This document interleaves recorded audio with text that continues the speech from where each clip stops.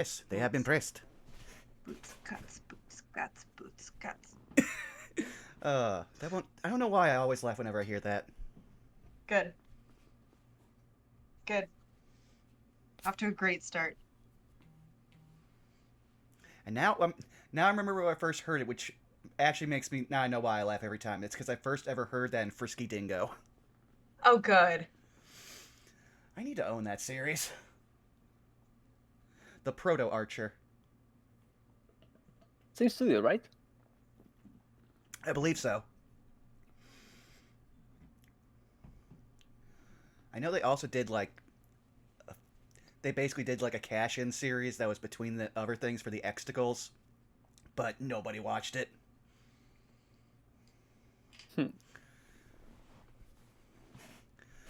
But yeah, just see. Well, hey, chat. I'm glad to see that we're back again. Oh, I'm about to have a very short week. If, like, again, depending on how things go for you on Tuesday, Citric, I might not have any streams except for one this week. So I'm just like, what am I going to do with my nights? Like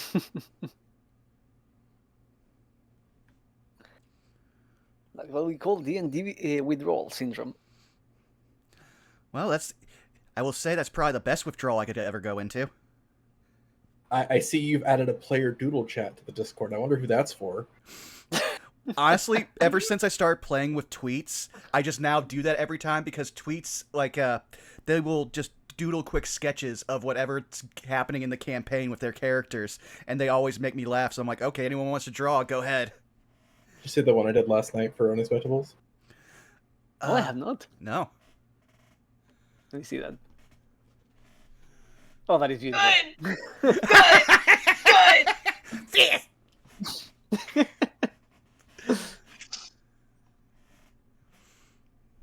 Incredible. Immaculate. Amazing. I wonder if Sonic has his own Slowpoke Gonzalez counterpart. I mean, technically, yes. It would be Scourge the Hedgehog from the comics. No, but that one is not right. slow. But that one is not slow. Then again, I'm Is that- sure. what if about Mhm. what was it? What was his name? Was it like Anton from the Archie comics? Oh, well, he wasn't slow. He was just French, which is worse. No, he was also slow. He and the Walrus dude were both like really super slow, and Oh, yeah, Sonic and fair Sally enough. were constantly like, "Hey, catch up." I gotta grace the doodle chat with the cheeks. Yes, I was seeing those. I was going back to see like what were Razvan's like musings from last time we played, and I was like, oh yes, all we saw was that. Yep. Yep. Yep. If I can, I would be like Razvan's musings, caked up Humphrey. I have nothing to say. That is just beautiful. I feel honored, if anything. Oh. Every group has a different energy, and I just love reveling in it. We are somewhere between serious and incredibly cursed, blurst even. But yeah, who wants to go first as we go around the horn? Since I know we started a little bit late. I'll go. All right. Hey internet, it's your boy, Saris. You can find me all over the internet at TixDixel, where we are arting, we are writing, we are serving. You will actually not find me this month on No Love War Extra because my boss decided that I needed to work some weekend shifts this month, in addition to me hanging out at a couple of conventions. So unfortunately, you will not catch me this month on Saturday, but you will in September and moving forward for No Love War Extra. You should still go watch it anyway. It's really, really funny. We have a great time there. And then, of course, you can find me here every second and fourth Sunday doing what we're about to do today. And with that, I'm going to toss the talking skull to the orange Citric. Hi, hello. I am Citric. You can find me pretty much everywhere at Citric King, that being Blue Sky, Twitter, not Instagram because I am still suspended there, Tumblr, and pretty much anywhere else. As far as I'd like to say commissions might be open coming August, but things have been just busy all around. So, yeah. Other than that, you can find me here hopefully on Tuesday playing as Midas for our old Warlock game. And other than that, that's pretty much me. So I am throwing it back through our lovely guest, Arkolf. Greetings and salutations to you. I am Arkolf. You can find me at Arkolf, except where I am not Arkolf. Are you ever not? Weirdly, I think Instagram someone swiped the name, and on Reddit someone swiped the name. Are you Flocker on that? I don't remember, Damn. but I should just to spite them. The other thing, I also don't have my handle on Reddit, and same as here on Twitch, of any like of all the places. And whenever I don't have it, I just add it at the beginning. So it's the Citric King. If I don't Maybe I have my should handle, be the Arkolf. yeah, Arkoff official. the one and only. Arkolf unofficial. Good. Good. Article trademark branding. But I will pass it on to Zan.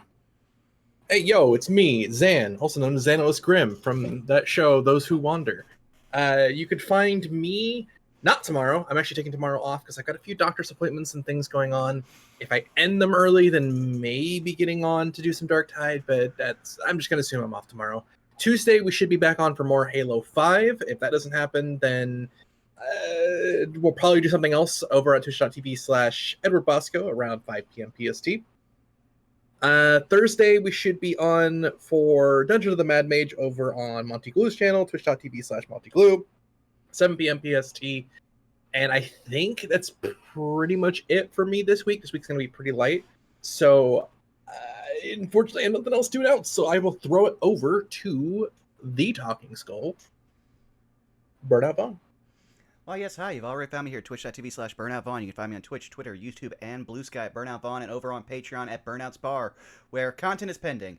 We're just getting some things shored up. Aside from that, this week is going to be very light, because, again, we don't know if we'll be having Pack Tactics this week, so keep posted. We'll try to keep you up to date on Twitter. And what we do know for a fact we will be doing is Saturday is No Love or Extra, where we have a terrible time, but we enjoy having our terrible time.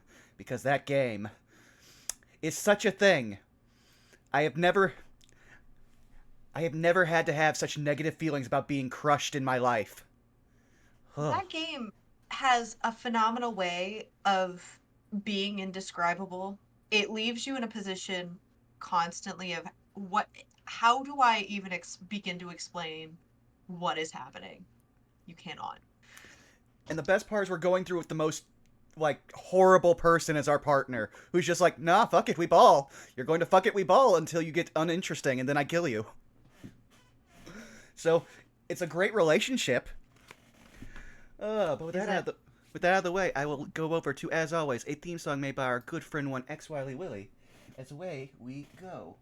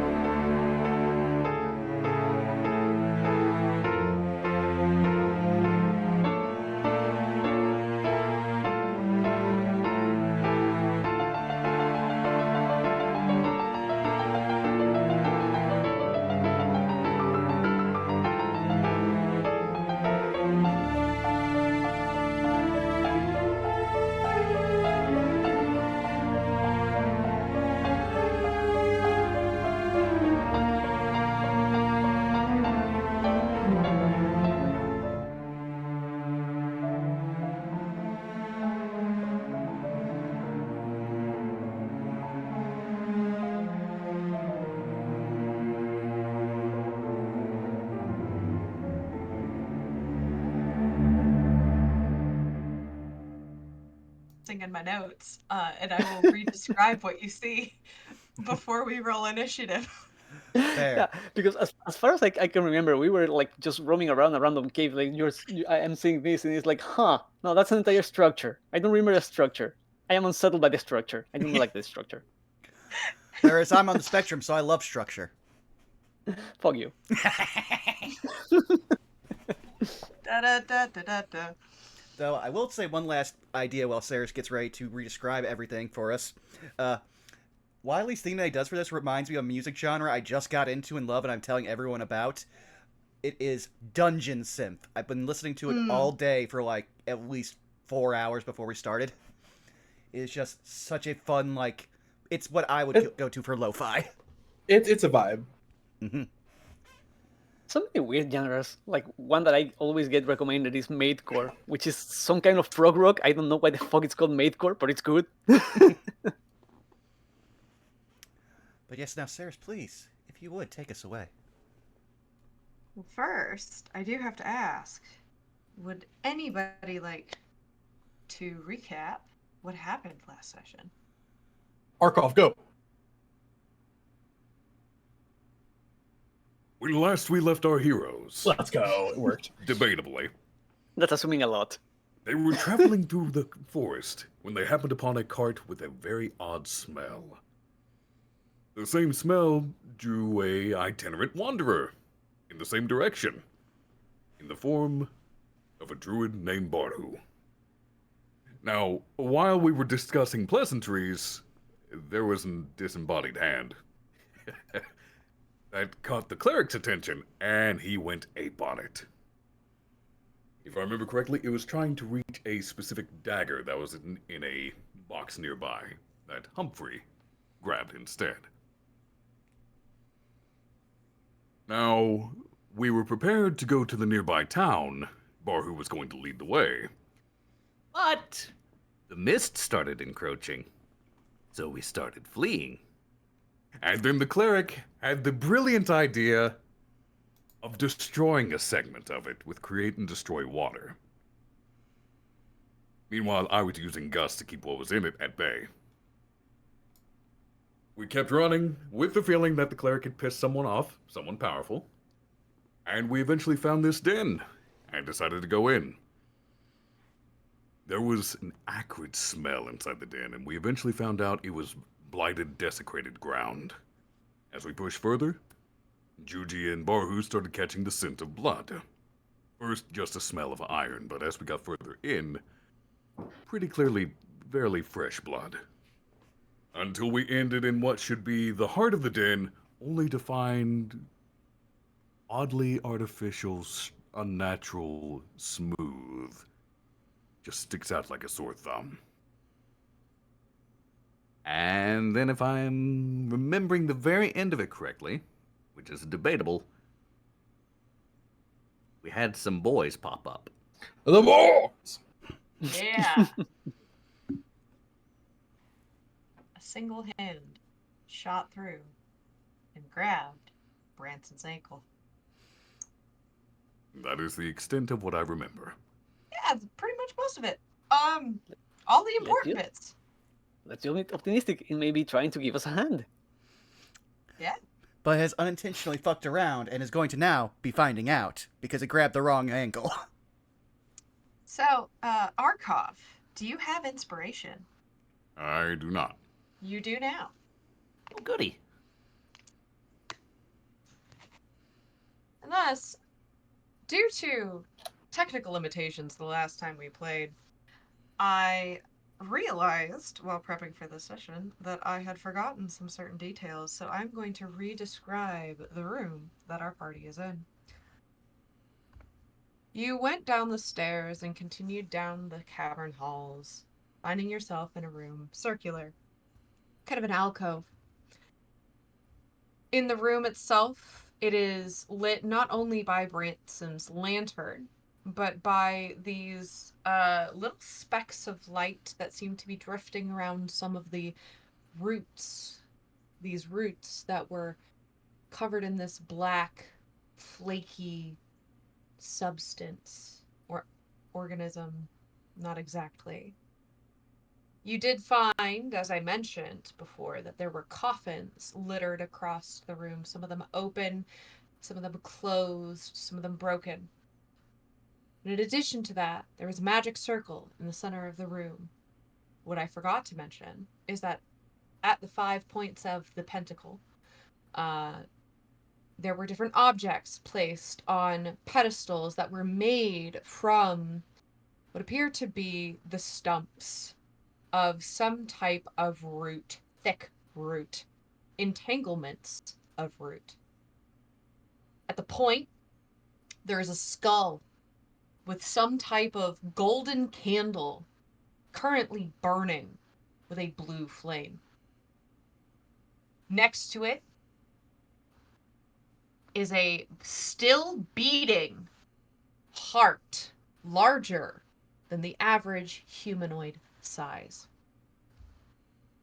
Below that, there is some type of lantern-like container. It's like a glass globe with iron, or at least it looks to be metallic, probably iron, maybe something else. Frame structure that has what almost looks like a sort of gothic, very filigree um, detailing around it, and it is glowing, pulsating with a almost shifting between hues. You see oranges and reds and golds. Besides that, you see a bowl full of a mysterious black liquid that has some type of like coloration. You know how like oil has that coloration, that sheen on it when light hits it? Um, that, except you're seeing blues and teals, and a quick smell, although overpowering by the scent of fresh blood, would indicate to you that it is in fact not oil. And of course, the final segment of the pentacle is a giant red orb that seems to be giving off a dim glow. And in the room, you also note two other things. Seems to be some type of broken vase here and up to the north here. And as you were investigating the runes, the necromancy, and the circle, as I mentioned, the ground began to shake, and a skeletal hand emerged from the ground, grabbing at Branson's ankle. And with that, I would love it for you all to roll me some initiative. Oh boy. 21. 5. 14. Come on, Roll20. You can do it. 20 said no. Yeah, let's load. 21. Oh. 21. Heck yeah. Arkoff can go first. And with that, music check.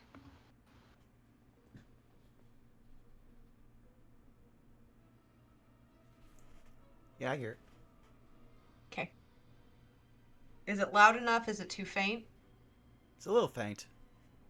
Okay. There we go. That's There we more. are. Alrighty. 21.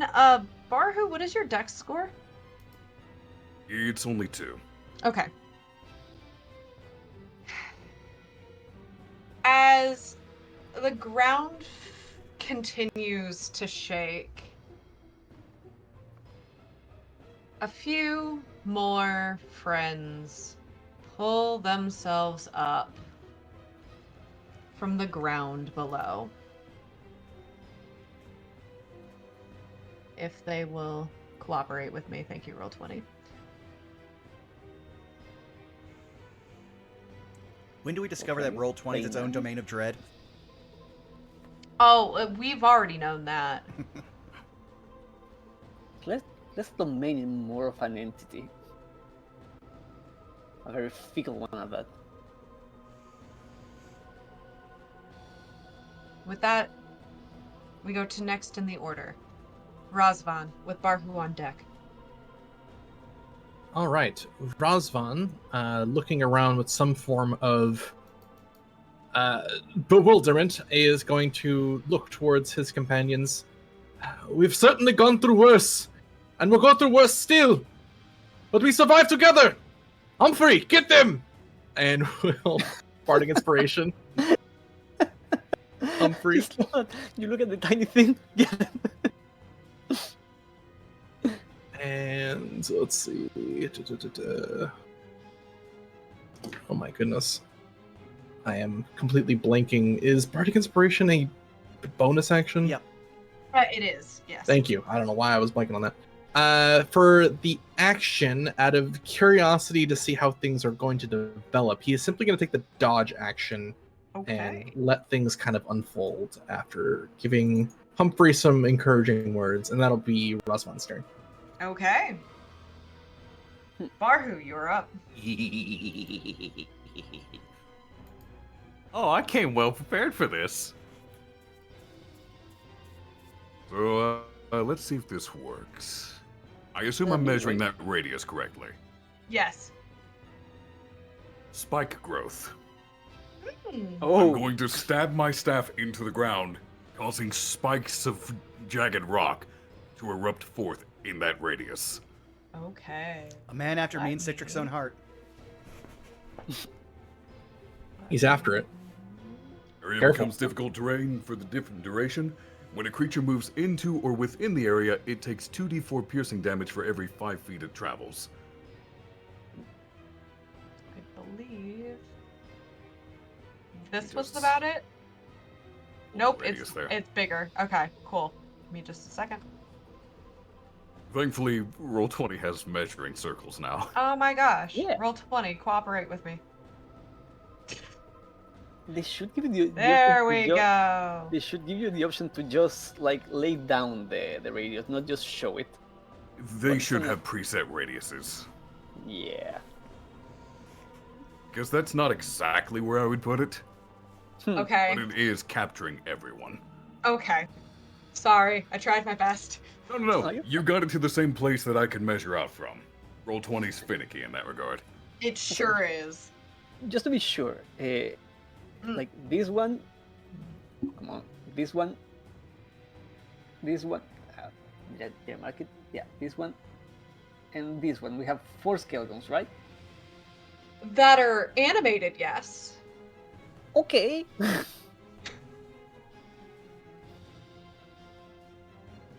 And now As that that's you- been cast, I'm gonna take a step back. Sure thing. That way I'm not in my own spikes. Absolutely.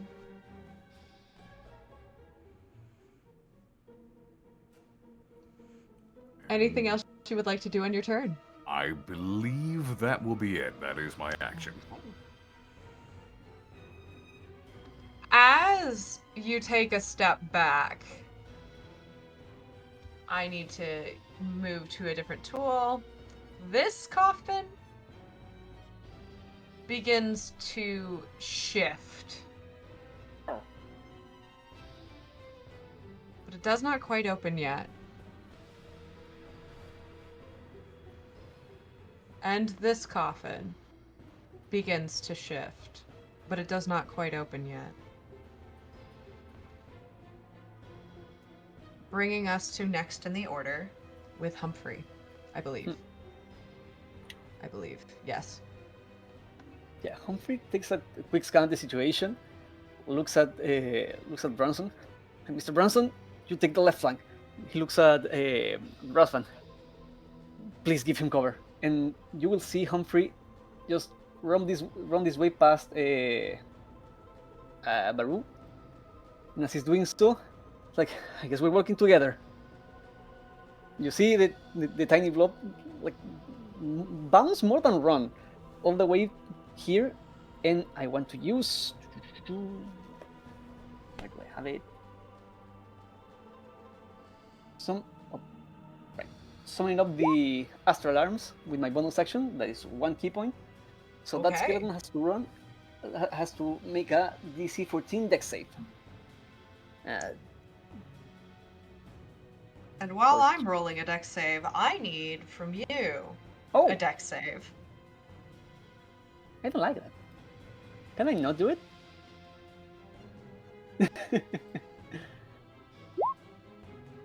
That's a 9.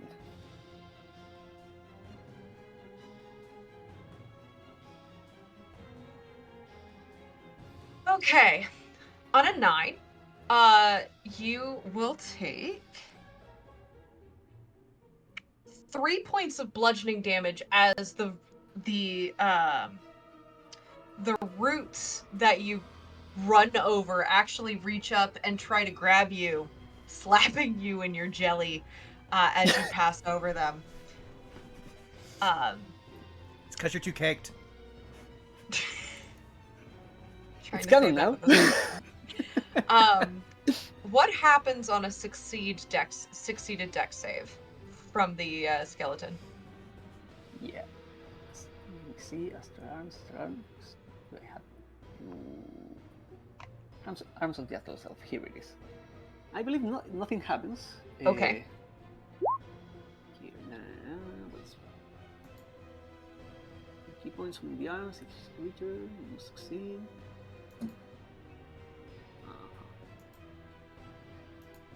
Yeah, nothing happens. It says nothing about half damage. Okay. Yeah. So Then, it's a saber suck. then it succeeds. Yeah. So for Baruch that hasn't seen it before, what you see is Humphrey just run there, and out of nowhere, this tiny blob of iridescent gelatin just explodes in a very violent fashion in a radius, and now he has besides his tiny knobby arms, he has 2 10-foot long tentacles looming over him. And I am going to punch this thing here. Actually, no, not punching. The rapier probably would be better. Yeah. No, actually, yeah, no. The hitting it with the astral arms. Yeah, well, that one. So, hiya. That's a 15 to hit. 15 will hit. Nice. And that would be 8 force damage.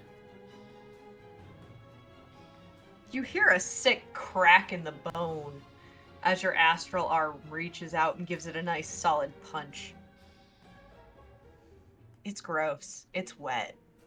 Shouldn't be wet. That's a skeleton. That was a wet snap.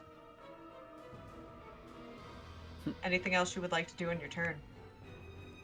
That's movement, bonus action, and action, so I think I'm good. Okay. Actually, no, I moved Oh. 25 feet. I can move this thing. It only attacks when I run over it, right? Correct. Does it seem safe to stand here? You don't know. You can try. I'm risking it. I notice the spikes. I want to force this thing to come, at least to have to move one space and take some damage. Yeah. And that's my turn. And that's your turn. Before you get the chance to do anything, Branson, roll me for free a quick, and Razvan, you can do this too, for free, a quick perception check. Oakley dokley.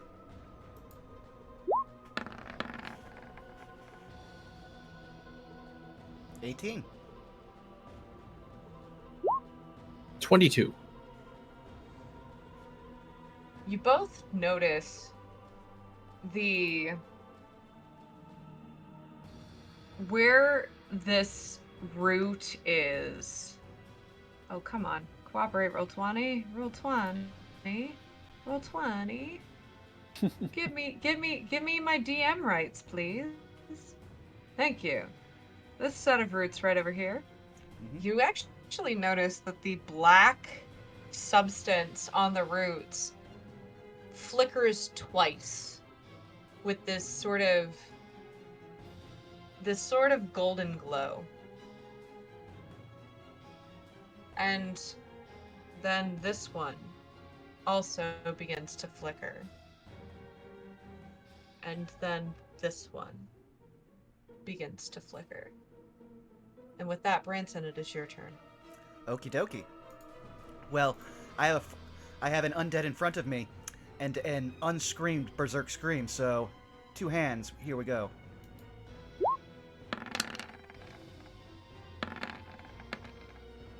Does a 19 hit?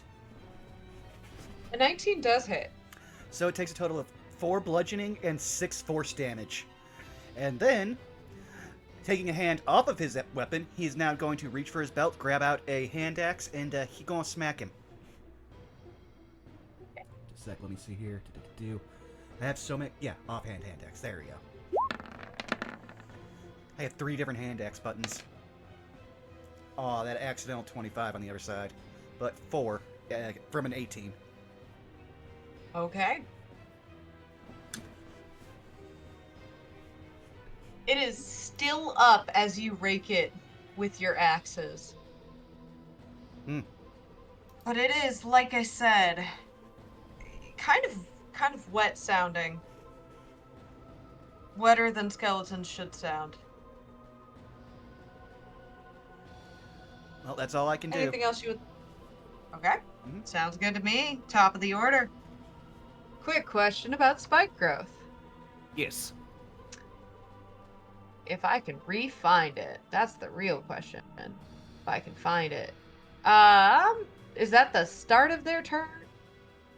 If It's they when move. they move 5 feet or more. They take Okay. that damage for every 5 feet they travel.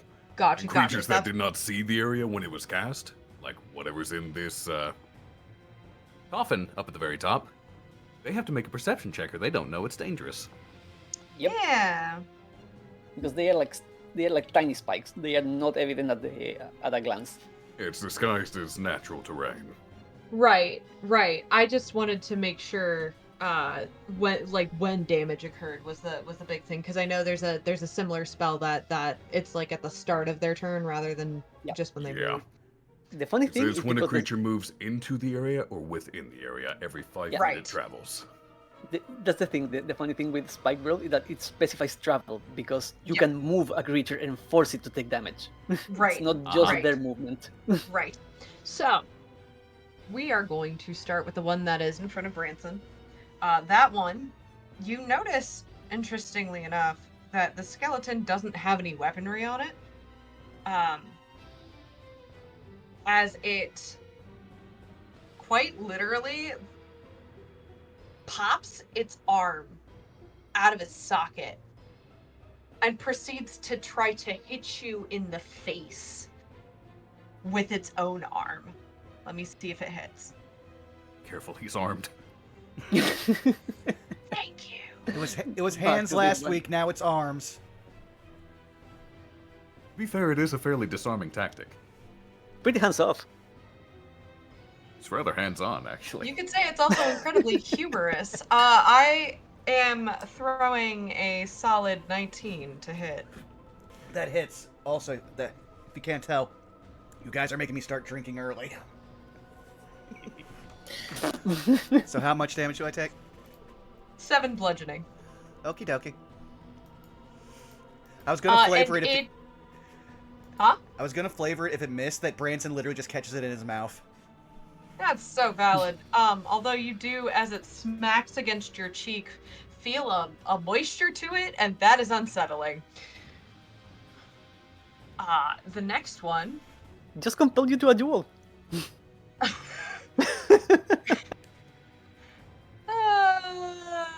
How is it per 5 feet? It is per 5 feet. Every All 5 right. feet traveled. 2d4. All right. I It's a need wonderful you spell. to roll me, because I'm gonna have you do the damage. Alrighty. 10d4. Ooh, nasty. Well, also remember it's difficult terrain, so I might not be able to get as far. No, I think it doesn't affect your traveling It's difficult distance. terrain. Oh, It is is it? difficult terrain. Oh, So is that That I still remember. 10d4 or is that It is less? still 10d4. No, it is still 10d4. Oh, it decided to dash. That's a lot of damage. 23 points of piercing damage. Ooh. For the audience at home, Barhu, what does it look like as the skeleton tries to run across this difficult terrain? Well, for those who grew up in the South, you know how it is when you run on gravel and some of them are just really standing up and are jagged? Mm-hmm. Oh. And for those who didn't grow up in the South, pretend you're running barefoot on Legos. But I'd like to think with every step this thing takes, the spike it steps on just jabs up through the leg into the chest area. That is. No, I was picturing him just running through a sanding belt and just like getting shorter and shorter. That would also be funny. Painful. Surprisingly, it didn't kill it. It is still standing. And if it had nerves, it would be in a great deal of pain right now, but it is still up. It's also still in the center of the spikes. It sure is. This one is also going to take... I need another 10d4. 28 piercing damage. Same thing. Same thing. Painful. Still not even out of it. Nope, not even out of it. And the next one, I just need 2d4. 3 piercing damage. Incredible. Doesn't even notice it. Unaffected. Not actually, but yeah, just a tickle. It's acupuncture. This is going to be a fun flavor text moment. Humphrey and Barhu, you both watch as the skeleton approaches the gelatin man. Takes off its own head, passes it between its hands before, basically at point blank range, throwing it at Humphrey. Huh. Before... You mind if I flavor this, Citric? By all means, please. It bounces off your tum-tum and snaps back onto its neck, but you take no damage. Amazing. And those are the Skeleman's turns, bringing us to Razvan with Barhu on deck. All right, Razvan, seeing the skeletons kind of deftly approaching, is going to move over to be next to Barhu. And will... Let's see. What's the ideal here? Is Barhu still looking decent after our adventures, or is he looking pretty haggard? I have taken no damage. All right, that makes sense. If that is the case, looking at one of the skeletons, he's going to cast Vicious Mockery.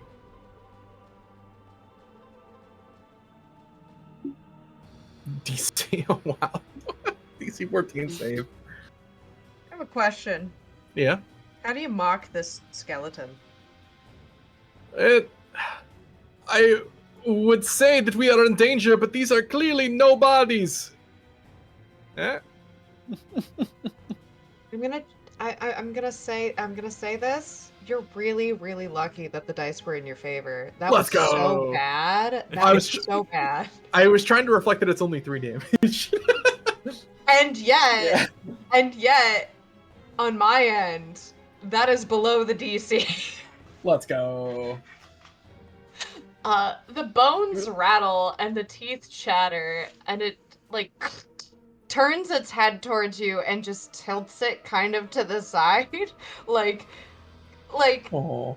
if it could express an emote, it would give you an expression of like the fuck, dude. But it cannot do that. Anything else you would like to do on your turn? No, that was an action, so we'll just hang out there. I also just want to point out, we're not level 5, so 3 is nearly max damage for that cantrip. Oh, true. Okay. Barhu, it is your turn. Now, I'm able to move through my ally spaces, yes? Correct. Alright. I would like to side saddle past Razvan. Okay. So I'm in front of this skeleton. And then I'm going to use going to use the shove action on the skeleton to try to push it 5 feet back into the spikes. Okie dokie. That is contested athletics or acrobatics of its choice. Yeah. Which let It me... is by default athletics on your part. They can respond with an acrobatics if they want. That's technically a natural 1 on my end. Razvan, that's 1. Yep. Oh, the beautiful tragedy. Hey, Archov. Hey, Archov. Uh-huh. Aggressor wins. Oh, nice. You're kidding me! Nope, aggressor wins. Well, then this boy needs to move 5 feet back and take 2d4 damage. Roll me some damage. That's 3. 3 piercing damage. Incredible.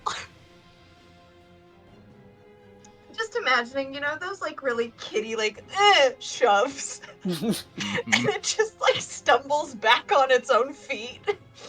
Like Barhu heard the squishing sound. He knows how moist they are, so he just kind of used his staff to prod it away. Neat. Don't get near me. Do not get near me. Anything else you would like to do on your turn?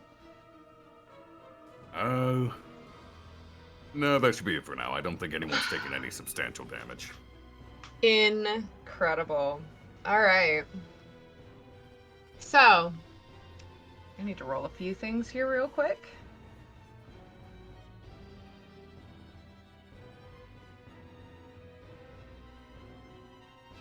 Okay.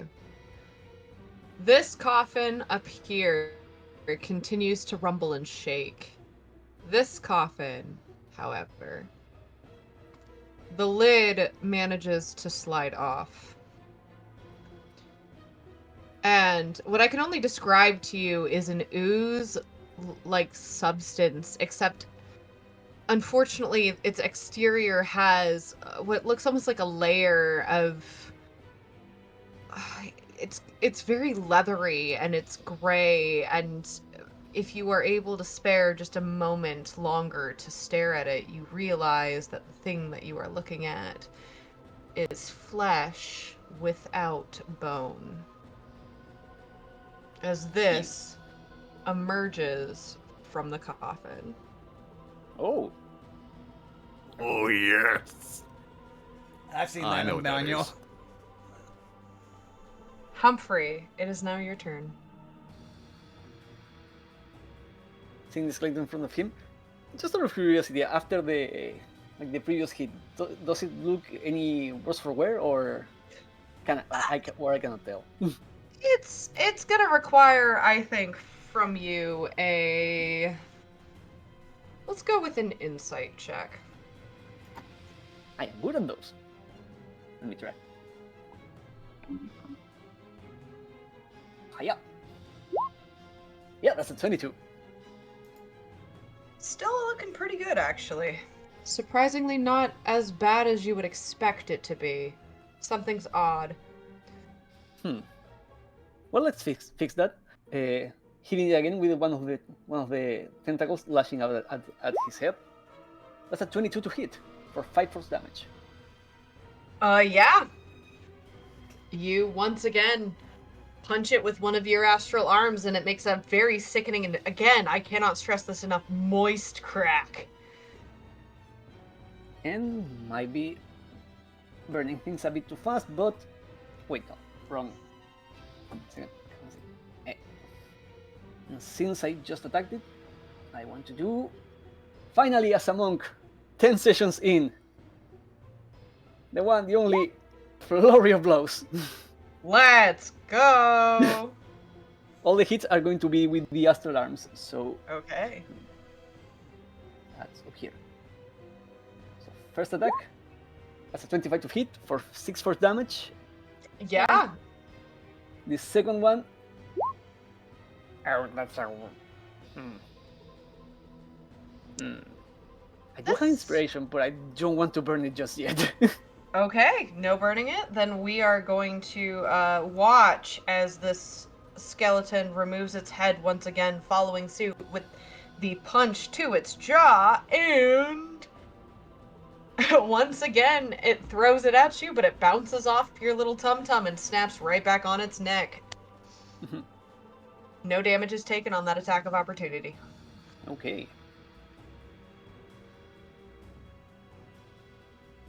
Anything else you would like to do on your turn? Bonus action, I can still move. So I will position myself here. Want to drive it away if I can of the rest of the party, so that is my turn. Okie dokie. Once again, for the two that saw it before, but now I'm going to add Barhu and Humphrey. Go ahead and roll me for free perception checks. Will do.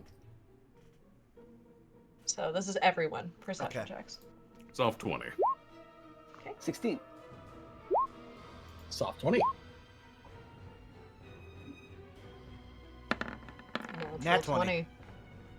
There you All go. of you collectively notice that all of the roots around the room are beginning to the weird unnatural substance on them is beginning to glow and pulsate with this yellow glow. And for the two of you that noticed it last round, you notice that it is beginning to pulsate in time with the magical pulsing light of the lamp, the orb, and you realize it is in tune with the beating of the heart. Branson, it is now your turn.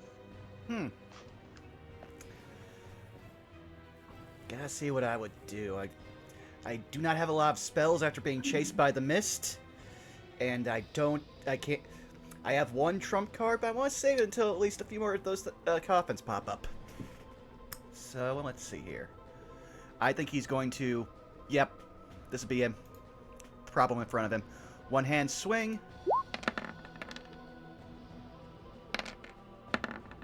That's a 23. Yeah.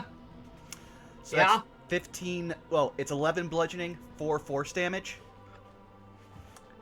And then, for his bonus action, instead of swinging at the skeleton in front of him, he is going to turn and with, like, robotic precision... The roll is... well, can he hit a stationary beating heart with a 12? Ooh. Yeah, actually. You Alright. can. So, that heart takes 4 slashing damage as he just hurls the hand axe in his hand at it. For flavor's sake, the hand axe gets stuck. And you watch as, with the pulsing, the dun dun dun, little trickling of a black substance begins to leak out of the heart.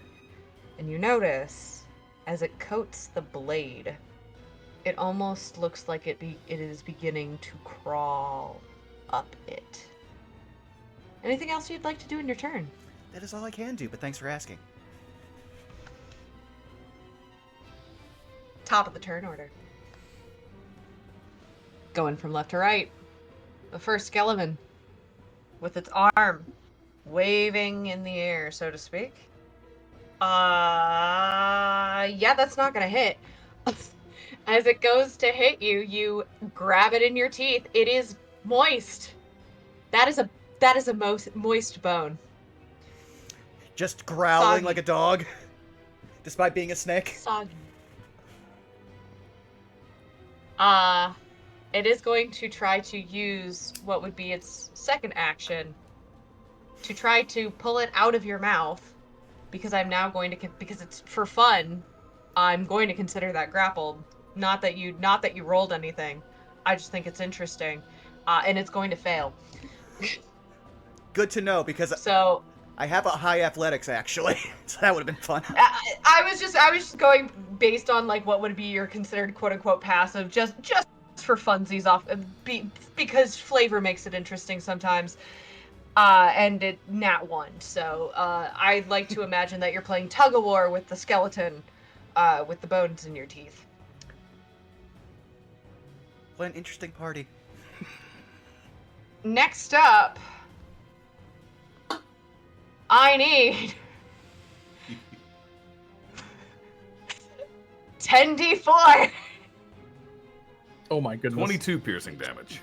How do you want to kill this thing? So you know that belt sander idea Citric mentioned earlier? Yeah. Just every step it takes, it gets shorter and shorter and shorter until there's nothing left but dust. It's just the head on a pile of dust. I was imagining the skeleton. Why are they getting larger? Why are they getting larger? Come on, buddy. Come on, let me do this. Let me do this. Come on, roll 20. Roll 20. Let me do this. I'm trying to put an X over it. There we go. There you go. There we go. Alright. Next up, I need 2d4. That is 7 piercing damage. 7, alright. Still standing. You're not sure how, but it is still standing.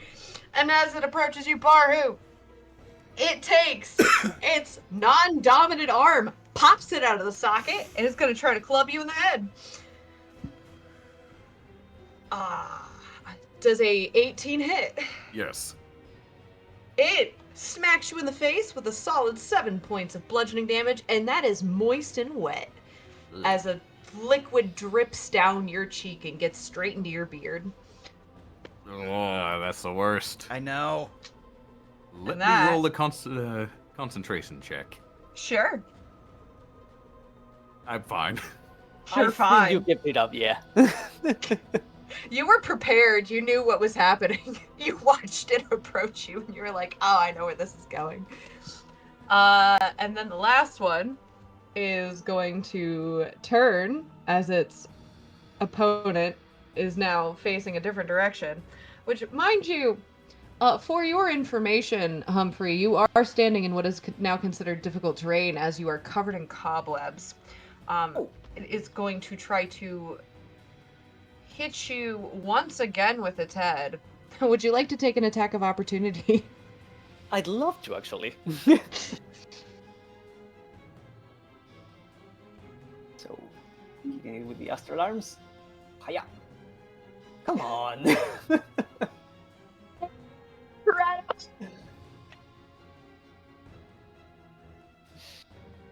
It's going to take. Oh my god! Yep. Back to back. Too back. And that one. Gets a start on that one. Yep. You take an attack of opportunity for a nat 1. It takes an attack of opportunity for a third nat 1. We're just flailing. It's like playing dodgeball with an inflatable arm flailing tube man. And losing.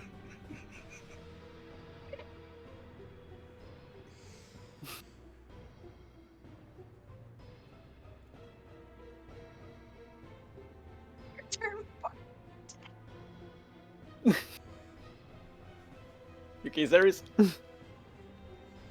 Ways. Razvan, it's your turn. Oh, I see. Well, seeing the skeleton right there, he's going to try and stab at it with the rapier. 18 to hit Yeah, that'll hit. for 4 piercing. How do you want to kill this thing? Kind of stabbing through the rib cage. He's then going to, like, just bring his whole fist through the skeleton and start flailing his arm around to try and break it apart. And it shatters into a bunch of different bones, one by one falling into a heap on the ground. Is Razvan still holding onto our Sphinx cat companion like a small I like dog? to imagine either that or they're wrapped around your shoulders, whichever suits your fancy. All right. Yeah, I like the wrapped on their shoulders. Because then you have both arms free. Makes sense. I just want to say, Anything else you would like to do? I was just going to say for that entire scene, I was just picturing Kermit the Frog from Muppet Treasure Island, just swinging the sword. Incredible. Anything else you would like to do? Nope, that's good. That's good for me. Barhu, you're up. You're ready? Let me see if I've got this correct. You can see this, yes? Yes. I can, yes. In the very center of those symbols, or I guess the center of this circle, Mm-hmm. you're going to see what looks like a ghostly hawk appear, flapping its wings and looking around as I use my spirit totem. Ooh. Ooh. This 30-foot radius is important because when a creature makes an attack roll against a target in the spirit's aura, I can use my reaction to grant advantage to that attack roll. Okay. In addition, we also have advantage on wisdom perception checks while in the area. Okay. Quick question: would that be another concentration? That is not. Oh, magnificent! Subclass feature. It is just a class feature. There's a whole Heck thing yeah. if you want to read it.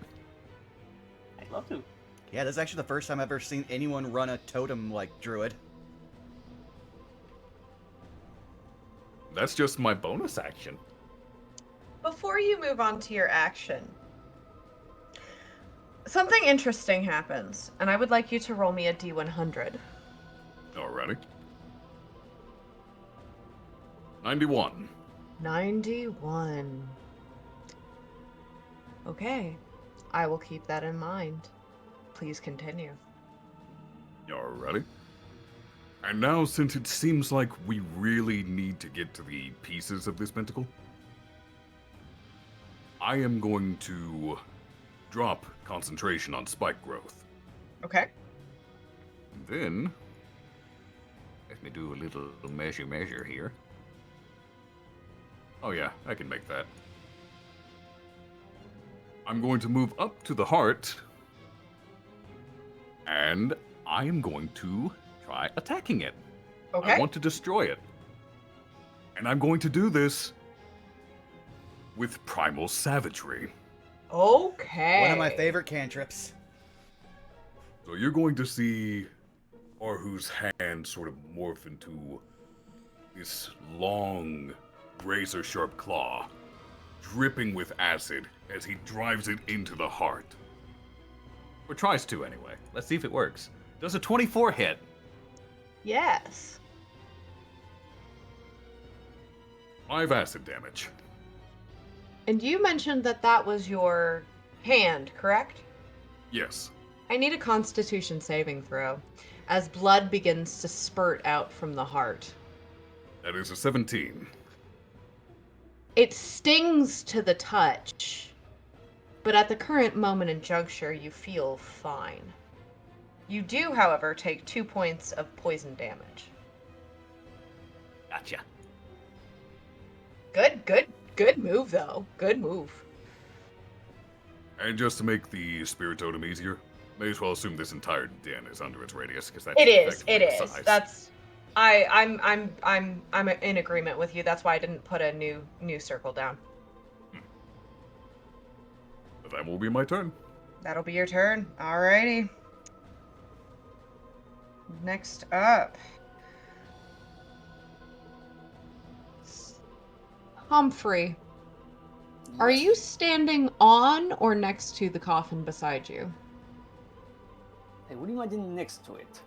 Okay, well, you begin to feel it rattle just a little bit. Hmm.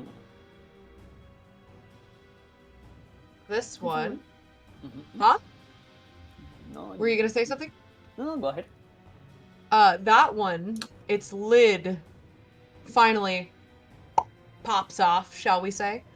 And another one of these fleshy creatures begins to emerge. It kind of like rolls almost sloppily, like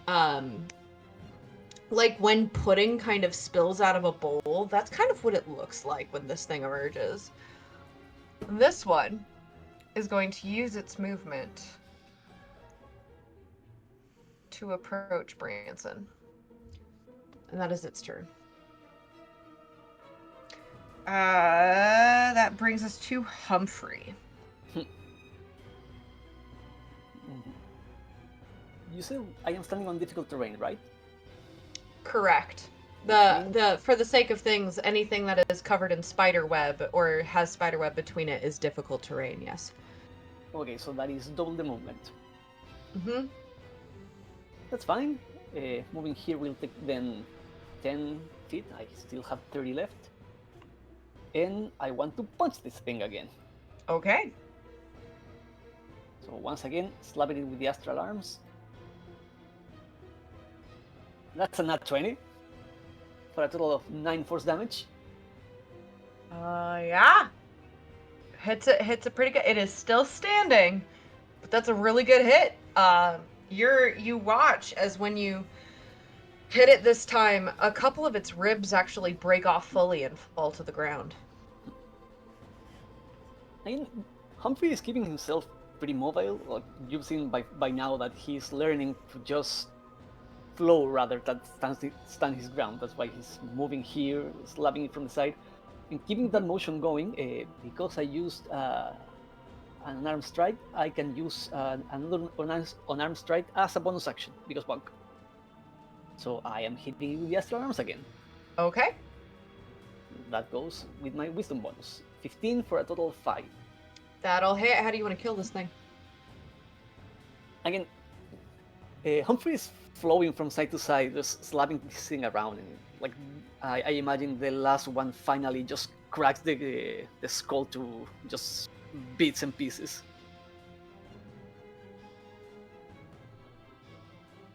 Okie dokie. Anything else you would like to do in your turn? Yes, as I said before, I still have 30 feet. I want to move here by Baru's side. You seem to have a grasp of what is going on here. Need any help? And respond, it's not me turn. You say in game.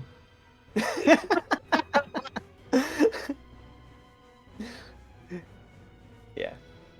No, that was action, bonus action, and movement, so that is me. All right.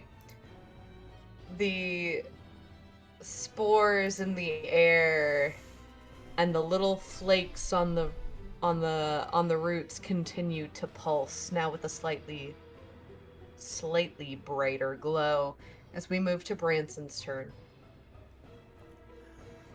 Let me see if that's something I have here. Having to work smarter, not harder. Okay, no, I can't snuff them out. I can just mess with how bright they are, darn. Okay. Well then. He's going to just be shaking this skeleton in his mouth, ignoring the flesh ball. And I'm going to do something that I think might auto-work. Because a stationary still beating heart would probably fail a dex save. No, it immediately jumps up at... No, I'm just kidding. Yes, it fails the dex save. So you will just watch as from, like, from somewhere, because we're underground, a bolt of black lightning uses the hand axe that's buried into it because it doesn't have any handle, it's just all one piece of metal, as a lightning rod, and it takes... Where are you? Don't know why I rolled twice. So, let me make sure... Only counting one. Yeah, 1. So it takes 7 radiant damage. Okay. You can't immediately tell whether or not you've done any damage to it, since, Sacred Flame is a burst of light. However, you do notice that the part is still pulsating. Let them. Anything else you would like to do in your turn? Not much I can do, really. Let me see here. Checking here if this is a bonus action or not. Nope, action. So that's... I guess he will just take his hand axe and just try to see if he can kill this... Take another hand axe and just try to see if he can kill this one skeleton in front of him. So he can at least move. Okay. Do...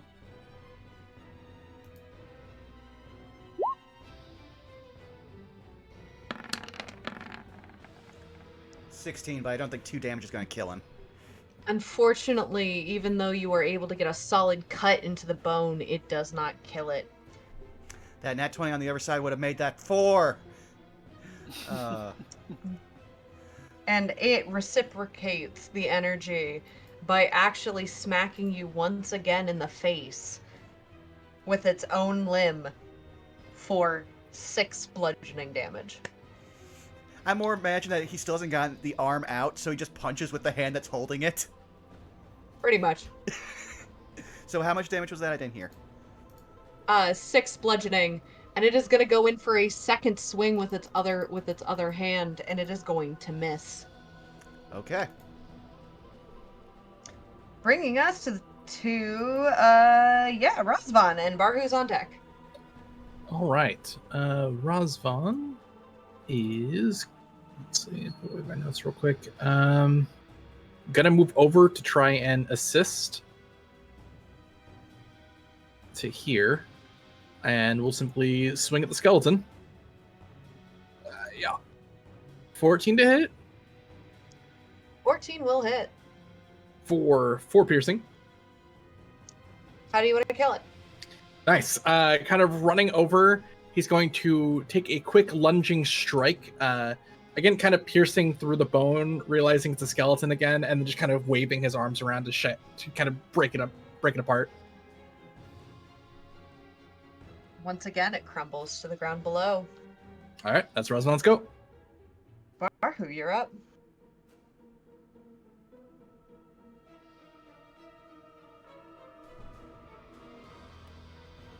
Barhu? Would help if I wasn't muted. Ah! Probably, yeah. I was taking notes. Anyway, Barhu is going to twirl his staff and stash it on his back. Then he is going to take both hands, smash them into the ground, raise back up and start beating his chest. And with every beat of his chest, his body's going to change as he slowly wild shapes into an ape. Ooh. Return to monkey. Ape. Well, now he is ape. Unfortunately, that takes my action, so I can't do anything else on my turn. Okay. Quick Does ape turn you bigger size? It says medium beast, so I do not seem to be larger. Okay. Quick question. Just before you lose the ability of speech, do you respond to Humphrey at all?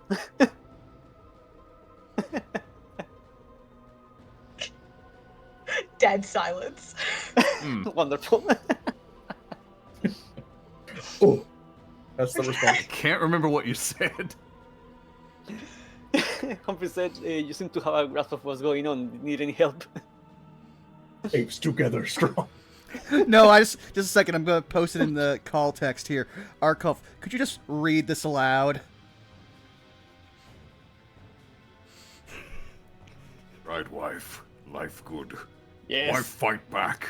Kill wife. Wife gone. Think about wife. Regret. It's one of my favorite memes. It's a classic. Shortly before going ape, Barhu will say, "We need to destroy these ritual implements." Humphrey will not towards you. With that, Monkey. you are a monkey. And another coffin lid slides off. And another gross, fleshy creature emerges. This one is going to use its action to try to intercept over here. And then the third is... I'm trying to think of the best way to describe this, and I have to sincerely apologize to quite literally anyone and everyone who might be consuming food at this current moment in time. As this thing had sloshed up to you, Branson. It is now going to... It is going to throw its gross, fleshy body up against you. In such a way that is almost like, you know when you throw like a wet towel against something and it just kind of like slaps against and wraps around whatever it is that it's like goes around, but it's like oozing and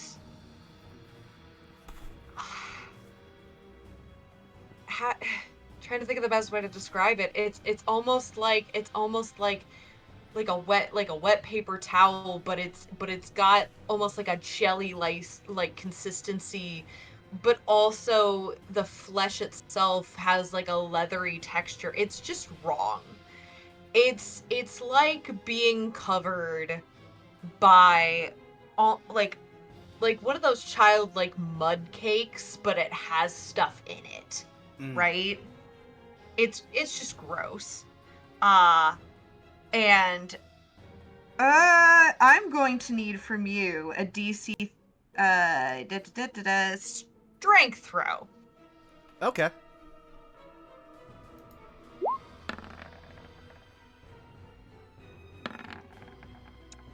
Wow.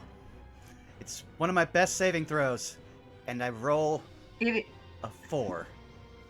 as it wraps around you, you find that somehow the flesh and fluid manage to wrap around your face, making it very, very difficult to see. You are now blinded, and you find as it slowly begins to press up against your body, it is becoming more and more difficult for you to breathe. You also take 8 points of bludgeoning damage. Ooh, that's a lot.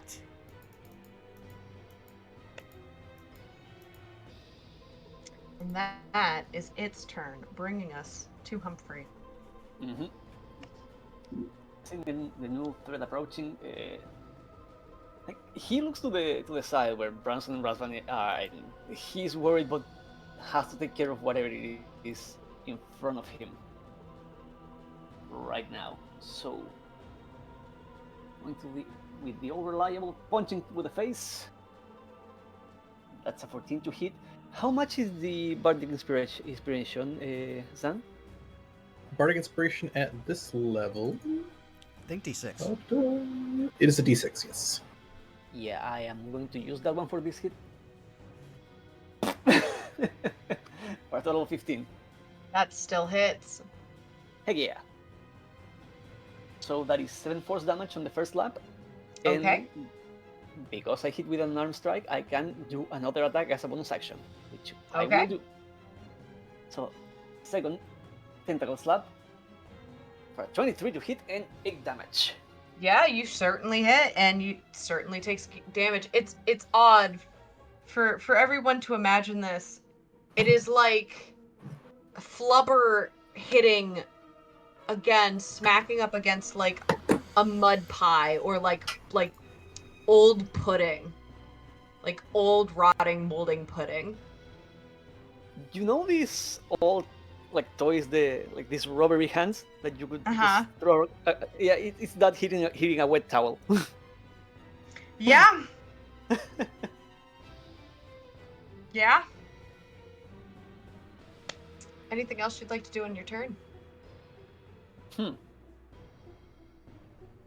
Can move, but I will choose to stand my ground.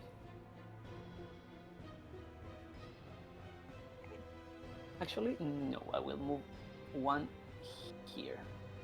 Yeah. Okay. And that will be it. I guess as a last thing, he will just yell towards Baru. We're getting surrounded. Ook, ook.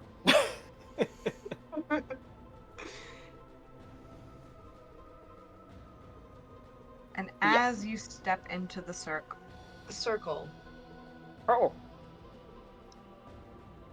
the glow of everything around you in the room that is seeming to react to this phenomenon is beginning to glow a little brighter and the lines drawn in blood on the circle below your feet also begin to gently glow.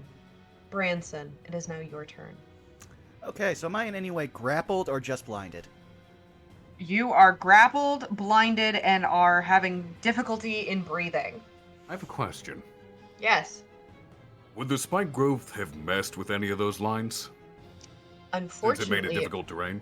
it would not have. Ah, gotcha. Because there are spikes that came out of the stone, correct? Yes. Yeah, the stone still maintains its, shall we say, painted nature. Gotcha. Just wanted Also, to check. Good Just- question. Also, just remember, you have your hog thing. You can give advantages. Correct. Well, And because I don't... Yeah, no, just because I just noticed you did not use it last turn. It's like, huh, we have that. I'm trying to be selective about it. I know you're perfectly fine. Just because I thought you have one per turn, right? Yes, one reaction per turn. Yeah, Well- perfect. No, One of my reactions, so it's per round. yeah. Sorry, just checking.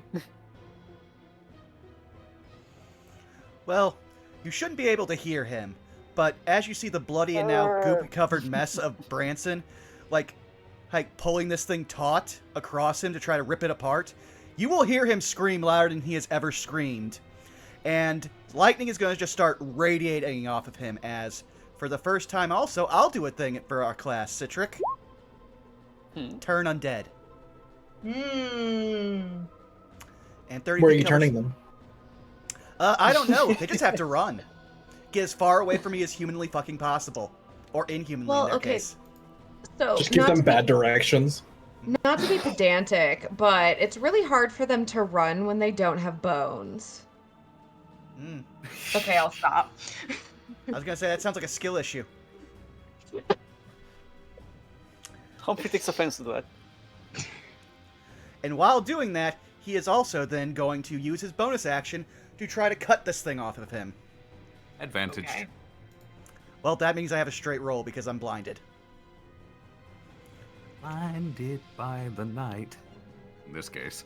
Mm-hmm. He'll roll eventually. There it is.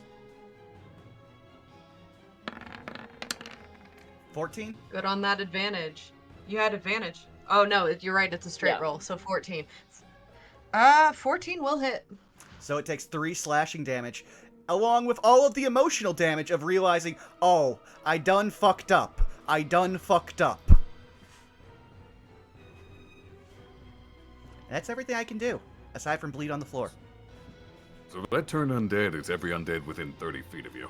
Yep. Uh-huh. Any that can see That or hear. includes this boy. Mm-hmm. That's these two. Wait, Oh yeah, they have to make wisdom saves. second. Each undead that can see or hear you within 30 feet of you. Yep. Okay.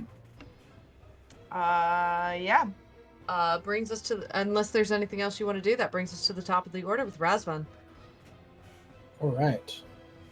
Which means it's a new round. Mm-hmm.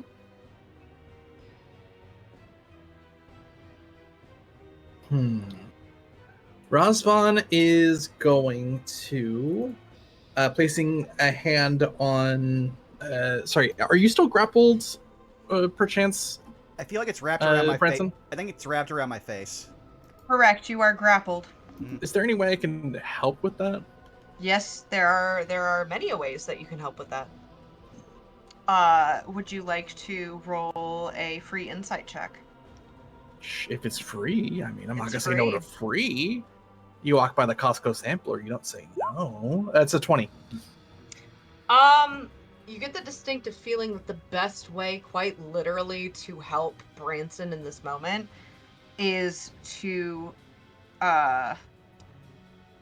either try to forcefully detach it using like a, we would have to probably roll it as like a Nope. Okay, it. Yes, that would be a strength check, or you can just attack it directly.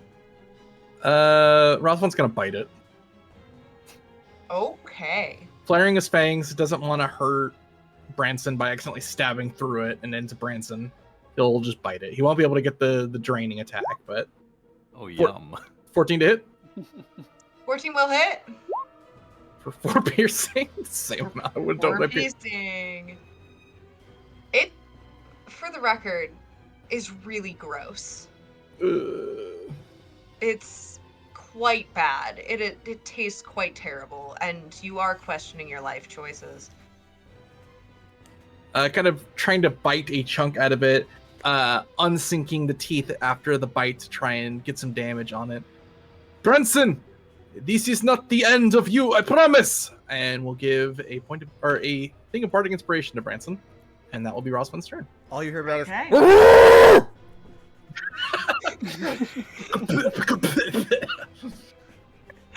Barhu, it is now your turn. Ape have question. Ape has a question. Is Heart tied down to pedestal? No. Can Ape lift Heart? Yeah. We could say like that's an action to pick up object, right? Well, see, I was going to make it part of an attack because as an ape, I have 2 attacks. One is punching, and one is yeeting a rock. I I will want to permit treat the that. heart as a rock. I will permit that. That's clever. I permit that. An ape toss rocket thing covering cleric friend. By which I mean, I'm eating the heart at the damn thing. I'm sorry, you're eating the heart at which? I'm eating the heart at this creature. Incredible. That'll be a 22 to hit. Roll me some damage. That is 7 bludgeoning damage. Okay.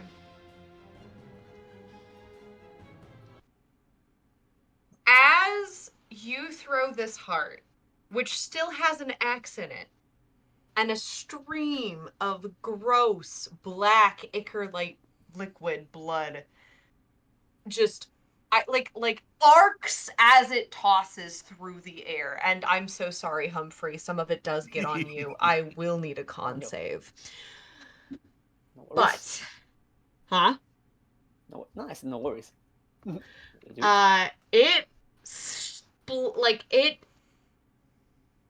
You know what it looks like when you throw like a watermelon or like a fruit against the wall and it bursts.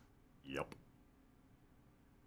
It bursts against this creature, this fleshy creature that is currently on Branson's face, as it begins to quite literally slip off, rolling down your body, Branson, crumpling into a heap on the ground, and this black blood splatters everywhere. I do need Branson and Razvan to make dexterity saving throws.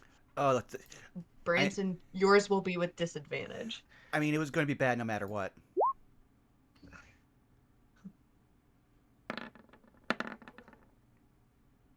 Yeah, see?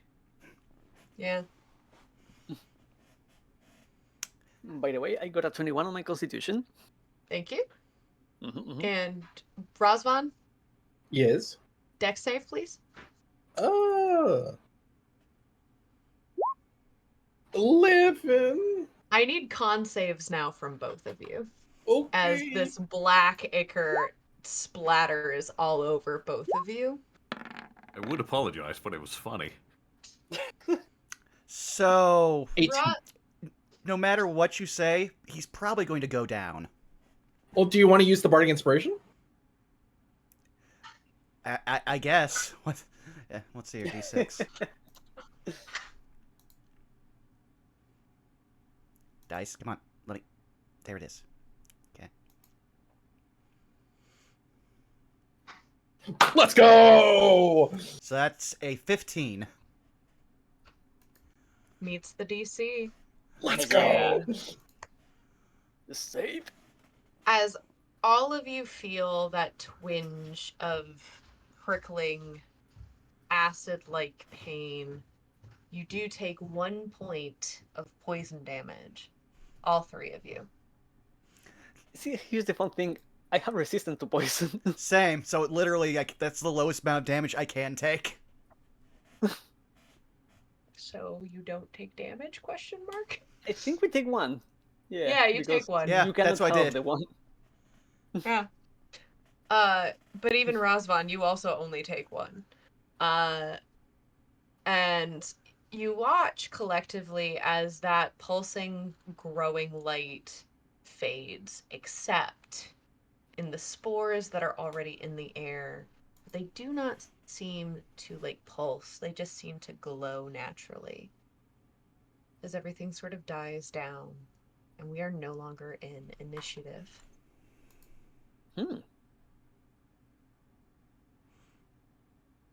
Razvan's gonna continue to spit out gross fleshy bits and is going to cast Cure Wounds on Branson, trying to help him back to his feet. Thank you. For the longest time, I had literally the highest health I could have that counts as 1 digit. Oh, that feels so good. 16. Okay, now I'm nearly at full.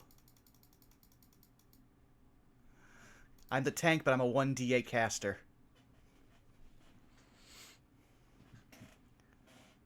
The skeleton did not do a single point of damage to me in 3 rounds. You will watch as Branson, who's about to literally collapse, just gets all that vitality back from that. Just thank you. All right, let's start destroying all these things. We don't want them to come back. If whoever did this can just add another heart. And he just wrenches Barhu still is an ape form.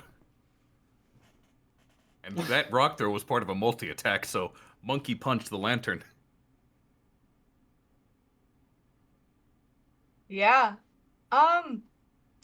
So you do manage, I mean, it's right there. You manage to hit it. However, as you hit it and your fist collides with the glass, you get the distinctive feeling that it's going to be a bit harder to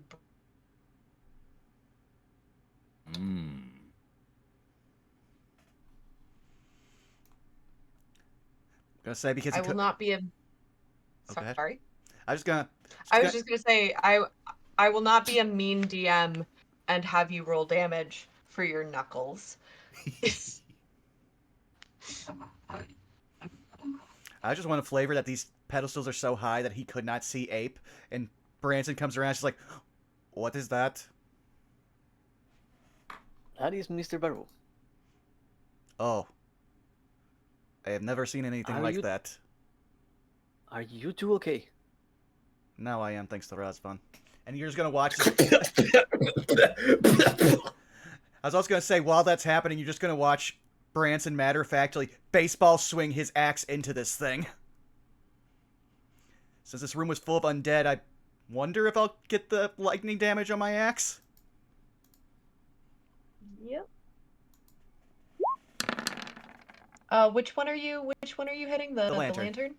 You know, I'm gonna give advantage on that because that totem's still up. Thank you. Yep. So does my axe spark with lightning when it hits this thing? It does.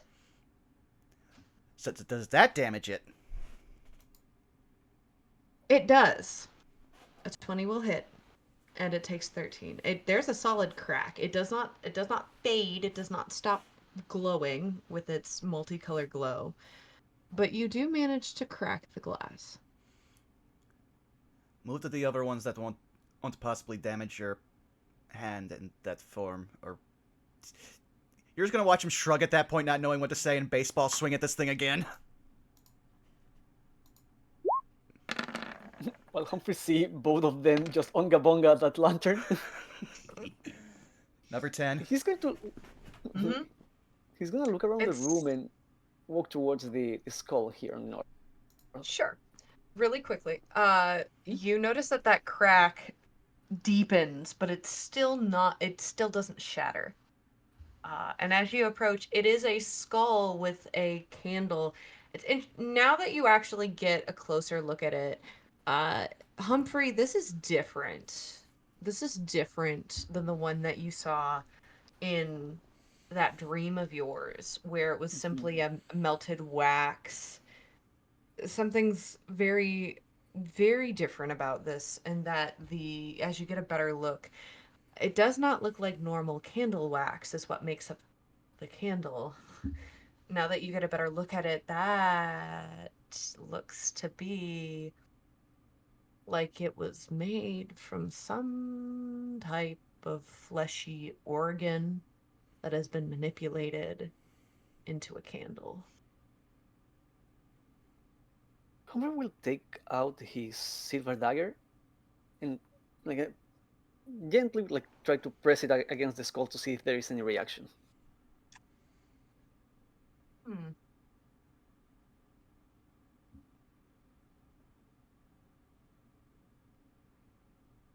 Interesting. As you press it up against the skull, nothing immediately happens to the skull itself. But you notice the reflection of the flame of the candle itself goes from blue to white.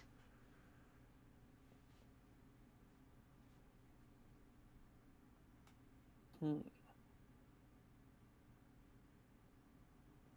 Humphrey looks by at the group. Are we sure destroying these things outright is the way to go? I won't deny the heart was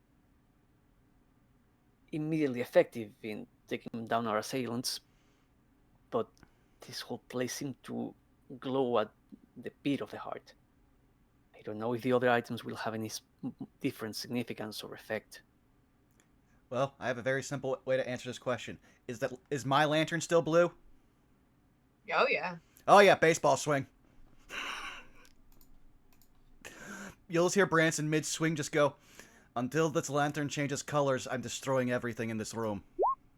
I have a dumb idea. I love dumb ideas. Tell me.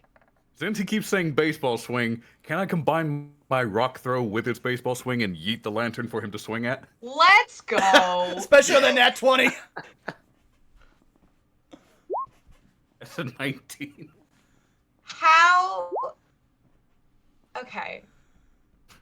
You go with your wind up and your swing, and with your axe, you swing it like a baseball bat, and as the blade meets the crack that you already had put into the glass, it passes straight through it, and in a giant clatter, iron, glass, and this weird goopy substance just shatter and splatter to the ground below.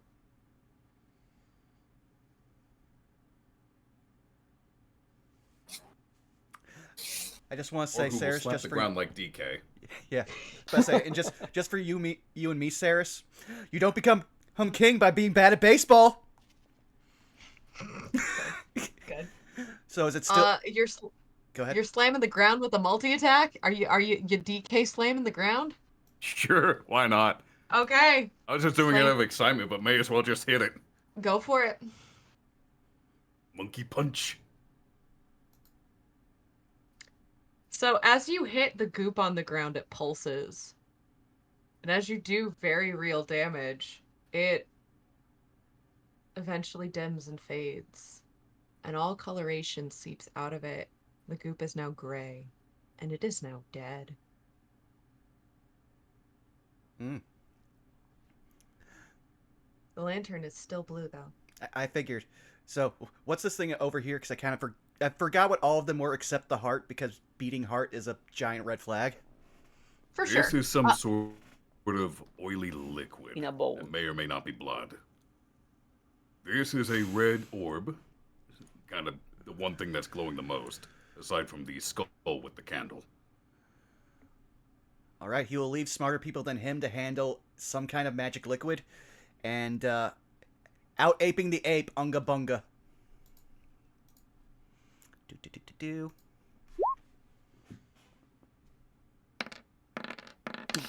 That's another nat 20 for 11 plus 9, just for 20 damage. Yeah. Humphrey seeing Branson move nearby will put himself here in case that thing explodes. I have a quick question, Branson. Yes. Which weapon are you using? He is using his Mark of the Grudge like a battle Okay. axe, but I will also say he's doing something different than he's doing with the lantern, because that one's seen meteor. He is using the piercing aspect as he's switched the grip on it, and he's bringing down the pick on the back end. As you come down, you all feel this, including you, Razvan, which I don't know what you've been doing this whole time. But he was Yeah? taking a step away yeah, just in case something went horribly wrong. He's just going to be sitting back there and petting Gigi. Yuji, yeah. Yep. So, as you hit, it makes like the sound of like when this is gonna sound terrible. You know the reverberation that happens when a bird hits a glass pane?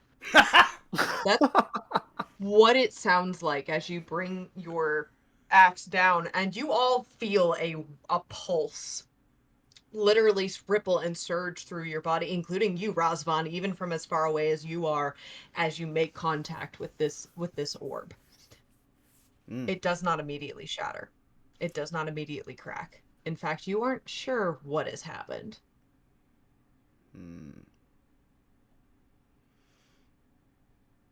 If instead of outright destroying it, have we considered removing them from the pedestal? Branson will try to palm the orb. It's a big one. It's like the size of a watermelon, but you are able to do so. Yeah, he'll just hold it. Namekian Dragon Ball. Yeah, Yeah. it's like a Namekian Dragon Ball, literally. Listen, It's big. I'm abusing the fact I have like a 17 strength, okay? So yeah, he's just palming this thing, just like they just kind of shot puts it off of the pedestal. For my sake, where do you set it? Well, he's kind of just yeeting it towards like those two coffins. You're throwing it? Gently. He's just basically trying to get away from the Yeeting it gently. With how big that thing is, it's got to be heavy. There's no gentle about I'm this. sorry. I don't think that's possible. Maybe if you rolled it like a bowling ball. Well, I was thinking more of like a shot put, just but with the least amount of effort. I still think, respectfully, That's fine. that you know what? Just roll me a strength check. We'll let the dice determine how this goes. Just baseball pitch the fuck out of it. Yeah, okay. So you go and try not very well to gently chuck this thing. And it very much in the way that it does when you kind of a bowling ball, kind of like arcs a little bit, hits the ground with a solid thud, and again, all of you feel this pulsation ripple through your body, and it proceeds to roll and roll and roll until it hits and bounces between the two coffins over here, before eventually rolling into the crevice between the rocks of the cave and getting stuck right here. So besides the reverberation, does anything else happen? Not that you're aware of, not yet.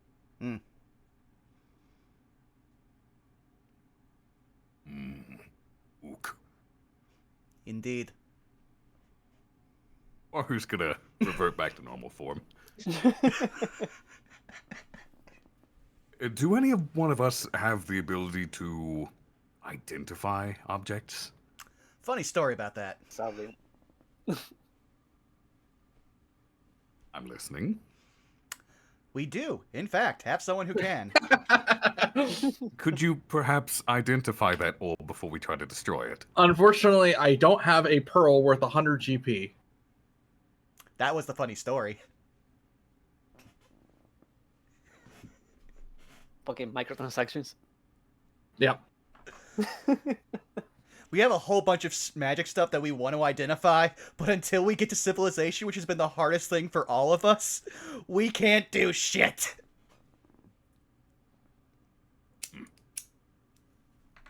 Is there anything I can roll to identify this liquid? Or just try to determine what it may or may not be? You have 3 options, my friend. Arcana, nature, or religion. I'll take religion because that's weirdly the only one I'm good at. Okay. That's a 15. So, out of 15, you can, first and foremost, I can tell you right now that you and me, there are a few things that you know about when it comes to religious and or occult, we'll call it occult rituals that involve blood. There's one thing that I can tell you about this liquid. You'd made the assumption that it might have been blood. The more you look at it, and you know, from other reasons, other experiences, other rumors that you have heard, this does not look like blood. Not even from, shall we say, the vampiric sort. Not even from, shall we say, the monstrous sort. One thing you can tell immediately is that it is not blood. The second thing that you would note is that there are stories of a cult within Cardicus that oftentimes will use, shall we say, a combination of it is a mixture. It is a combination of the the water taken from the local rivers, which of you would know at certain times of day do not function like normal rivers, as well as other components and, shall we say, alchemic cocktails to either ritualistically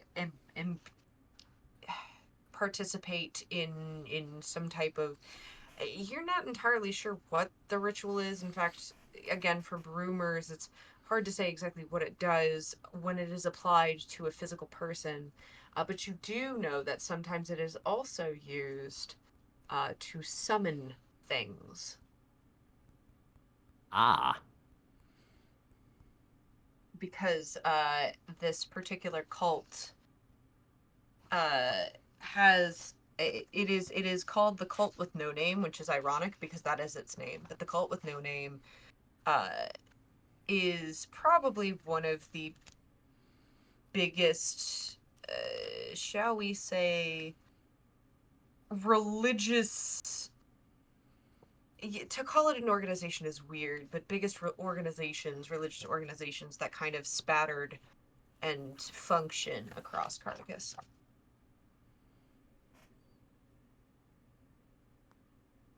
So this seems to be the work of a specific cult.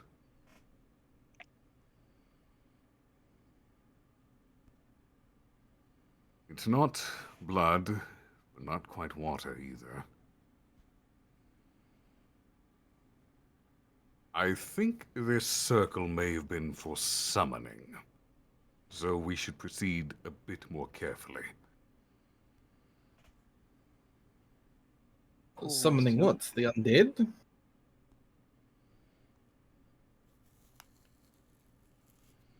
Would I know from rumors if that cult focuses on the undead? Or if they have some other goal in mind? With 15, you aren't sure, but here's what I will give you, is that the skeletons raised out from that circle.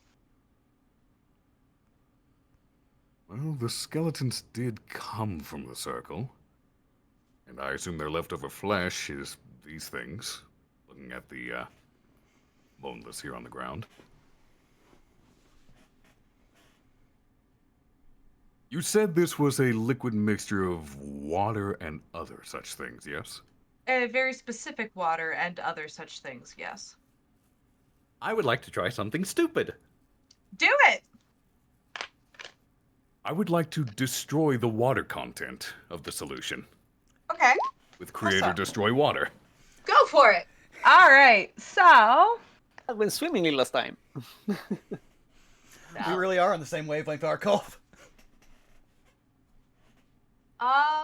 it's how would I describe this? Because okay, I wish to dehydrate the contents of this cup. so here's the thing. Unmoist it. Here's the thing. It does specify water and fog. So,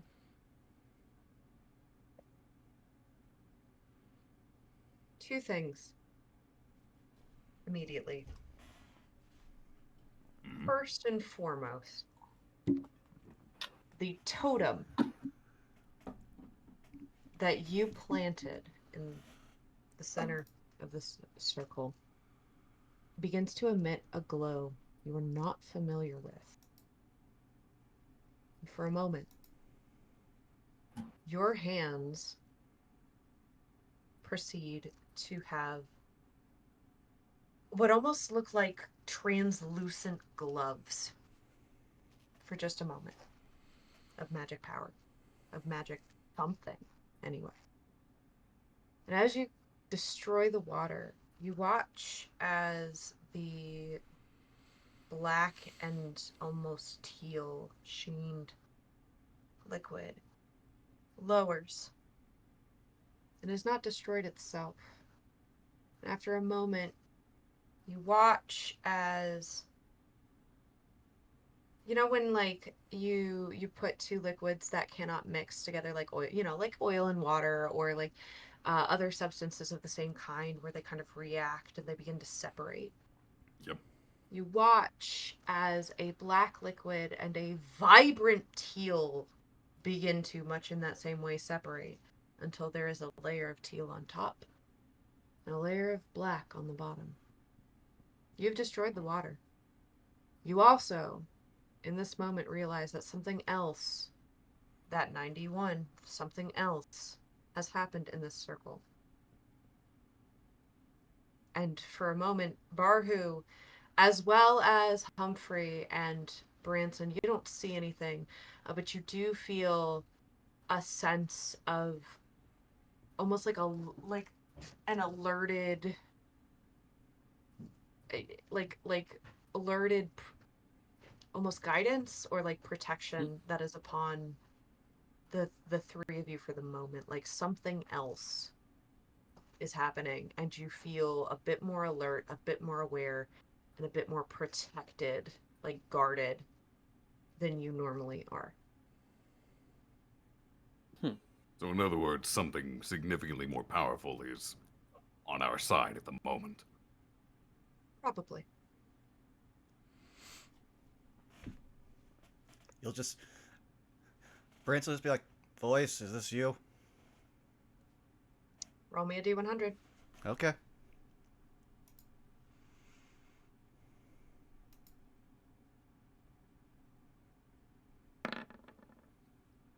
$56.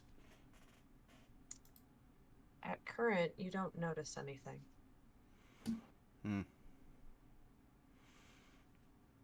They're still mostly silent, it seems.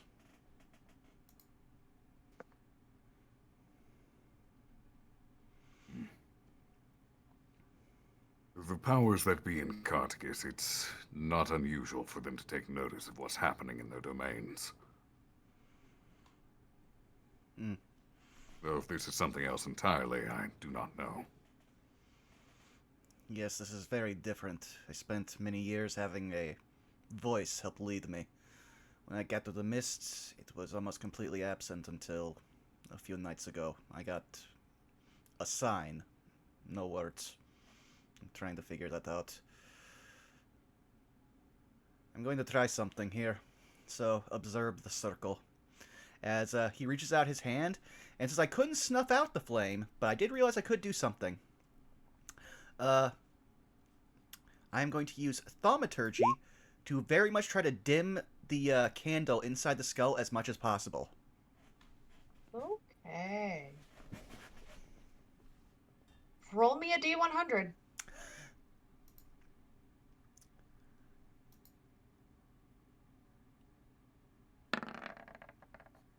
$27? It goes out. Oh!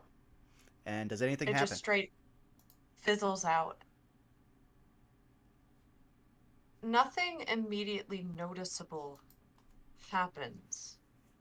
But, and I will just give this to you, because the lights had dimmed from whatever was originally going on, the four of you get the collective sense that maybe the fact that nothing has reacted is actually a better sign than a reaction.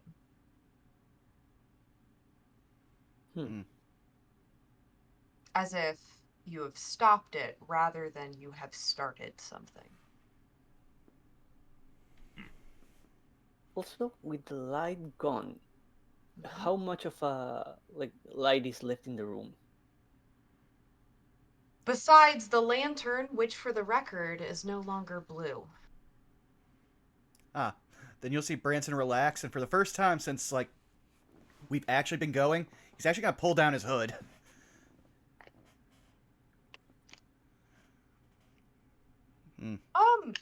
Barhu, this is the first time you've really gotten a chance to see what Branson really looks like, and you haven't really seen something like it before, but now that those reptilian aspects that we mentioned in the last session, very, very much more noticeable. Huh.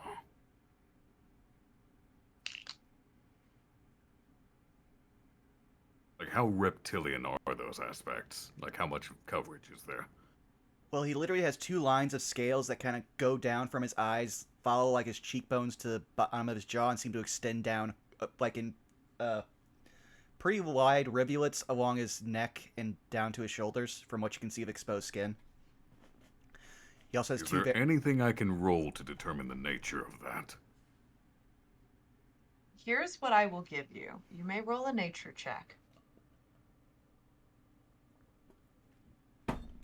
That's a 4. Never mind. So, here's the thing. On a nature check, two things you note. Obviously, the obvious one is you've never seen this before, but I will give you even on a 4. That is completely natural and non-magical. Whatever disposition you are looking at, whatever species, whatever, it's completely those are his scales. Those are his. It's not some weird makeup, it's not some magical defect or something like that. They're his and they're growing. And seems pretty healthy all things considered. And for what you know of reptiles, it has a pretty decent coloration actually to him. You are quite healthy. Looking, that is. That's thanks to Razvan. He healed me after that thing nearly killed me. Or who will blink a few times and just nod. The orb ended up here, right? Yep. And it's still glowing, I imagine. Kind of. Yes, but very dimly. Humphrey will approach it and we'll do the silver dagger test again to see, Okay. since the candle reacted that way. It doesn't seem to react. Nothing seems to change when you hold your dagger up to it. But I have to ask, do you strike it? No, it's just pressing the silver blade against the orb. Yeah, then nothing happens. If you want to wait 10 put away minutes... Oh, sorry. Yeah, he will put away the silver dagger. And he will pull out the dagger with the bone handle that we took from the cart. And see... And he will, like, approach this one a lot more carefully. Because the hand was going for it, so Humphrey doesn't have the best of feelings about this dagger. Roll me a strength check. It will be a wisdom one because I still have my astronomers out. Check, right? Yes. Yep. But wisdom. That's a 19. You feel, as you pull it out and get close enough, you feel like a gravitational pull between the blade and the orb, but you manage to hold still and hold firm and keep it away. Yeah, Humphrey will sheath the dagger immediately at that.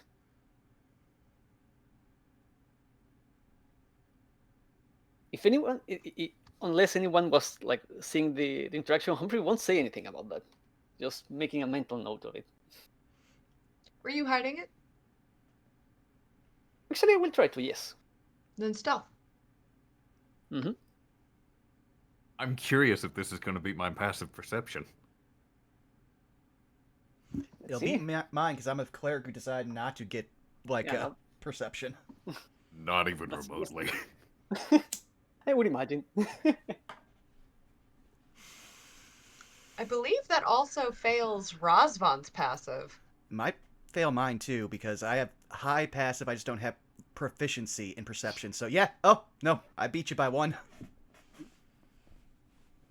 Yes, Razvan also sees it. Yep. So does Onyx.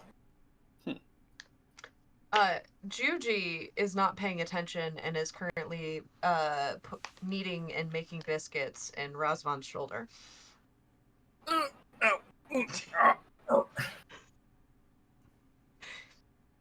much piercing damage do I take? They aren't actually using their claws. Oh, kind biscuits. I'm Kind honored. biscuits. You've made friendship points at this point. Yeah, that's kind biscuits. Humphrey, maybe keep that away from it. If we look back, yeah, I got that feeling. Do we want to take it? That's the only thing that we could remove from here, but that we could not destroy. Also, he just walks over here to whatever is left of the viscera of the heart and just yanks his hand axe out and puts it back on the L hook. Your hand axe was like in the floor. It was because like that was like a splatter. Your hand axe flew out of it. Like there's no yanking. It's just on the floor and covered in this black ichor. Okay, then he'll just wipe it off on his leg, then put it back on its holster. Mm-hmm.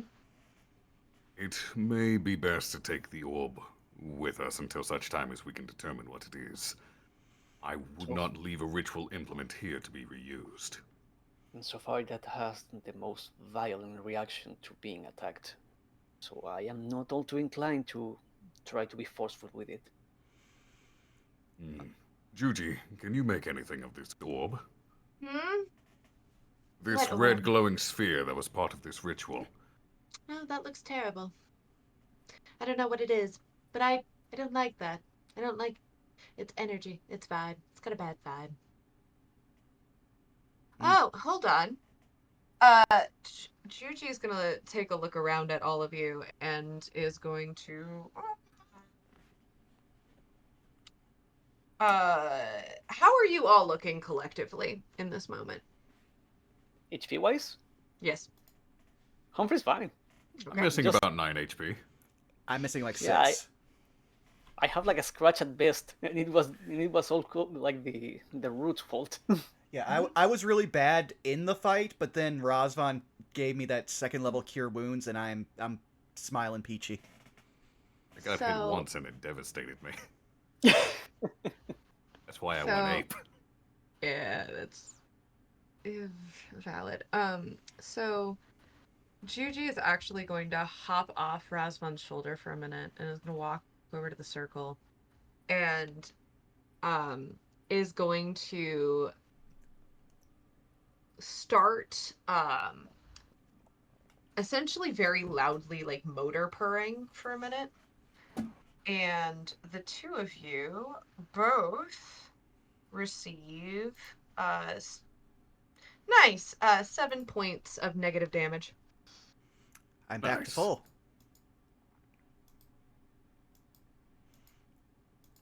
I'm close enough to be dangerous. And then, without another word, hops back over to Razvan and gives Razvan that sort of look of like uppies.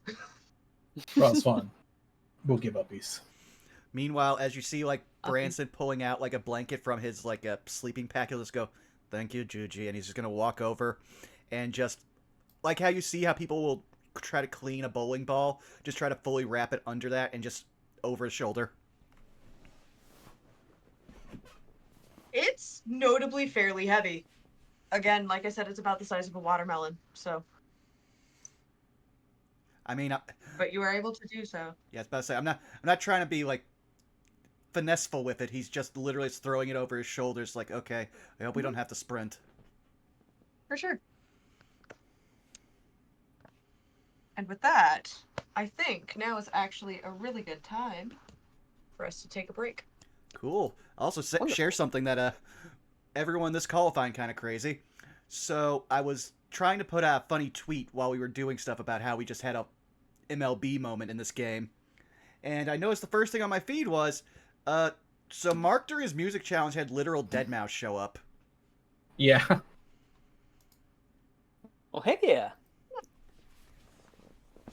So hey, congrats in the future. Or from the present. yeah. I don't know. Oh well, we're on break. I will be right back. Same here.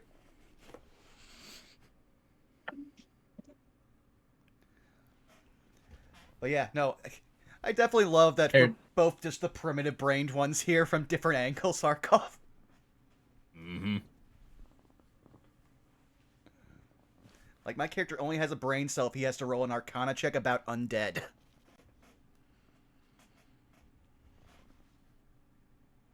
Actually, I just realized something. Every character I give a Russian accent to is always the muscle and defers to the brains. That's 3 different games. I'm approaching it from a position that, you know, as a druid, you see something corrupting an area, you cut it out. Like rot. Yeah. Yes. Which typically means destruction of the thing that's causing it. So. And this was all some form of necromancy, and like he said, until the light stopped being blue, he was going to break things until it stopped being blue.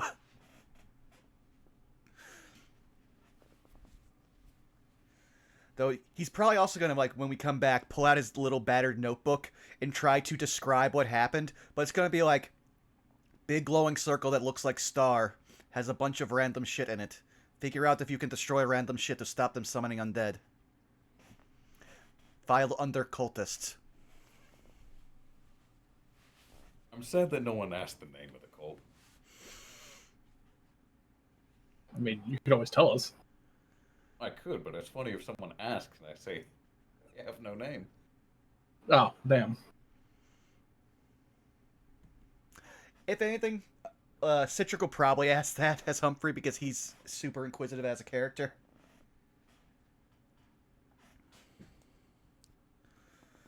Ugh. But yeah, I'm hoping I can find someplace I can watch Deadpool and Wolverine, since apparently it's like the greatest movie of all time. I'm one of those people who just can't go to a theater alone, and I don't have any people IRL who want to go see it. But also, since it's doing so well, I can also justify, yo ho ho, A Pirate's Life for me. I don't have to pay like $30 to go see it. True. That they'll only see like 10 of. I totally embrace the red letter media aspect of, yay, theaters are dying.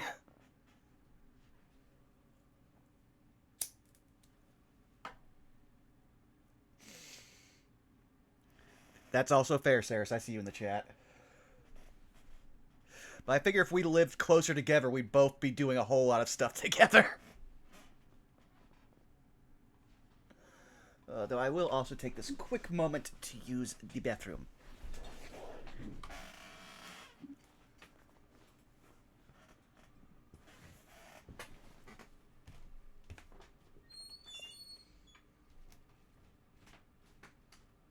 I return with ice cream. What kind of ice cream? The good kind. It's actually I bought it. I actually bought it like before stream, and shoved it in the freezer so it would be good for the time for me to have a snack. It is vanilla custard with peanut butter, chocolate, and peanut butter cups. That's a combination. It is because I was treating myself.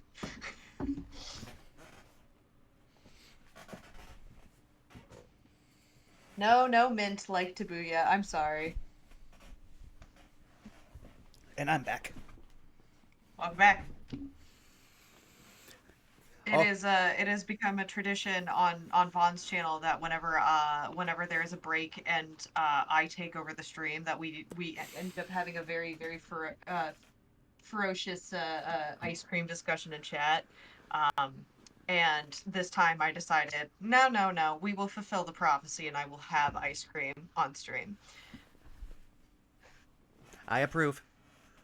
Specifically for the break. And now I'm going to immediately walk away again and let you have the stream because I just remembered I should probably do something smart. So I'll be right back. Yeah. But how you doing, Arkov? I'm doing fairly well so far. Good, I'm glad. Are you feeling better this week? Yes. Good, I'm glad.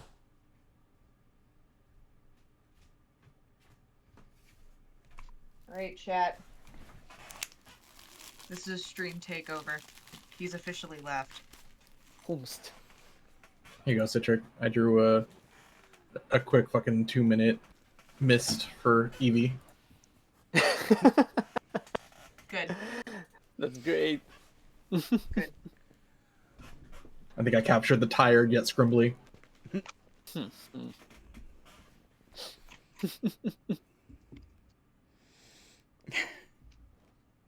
Oh, I just saw Druid Legos. I missed that. Literally incredible. Oh, Lord, I just realized if we ever have Tweets guest on this show, that tab will become too powerful. I can't wait. That sounds like a delightful time. Oh, yes, I know.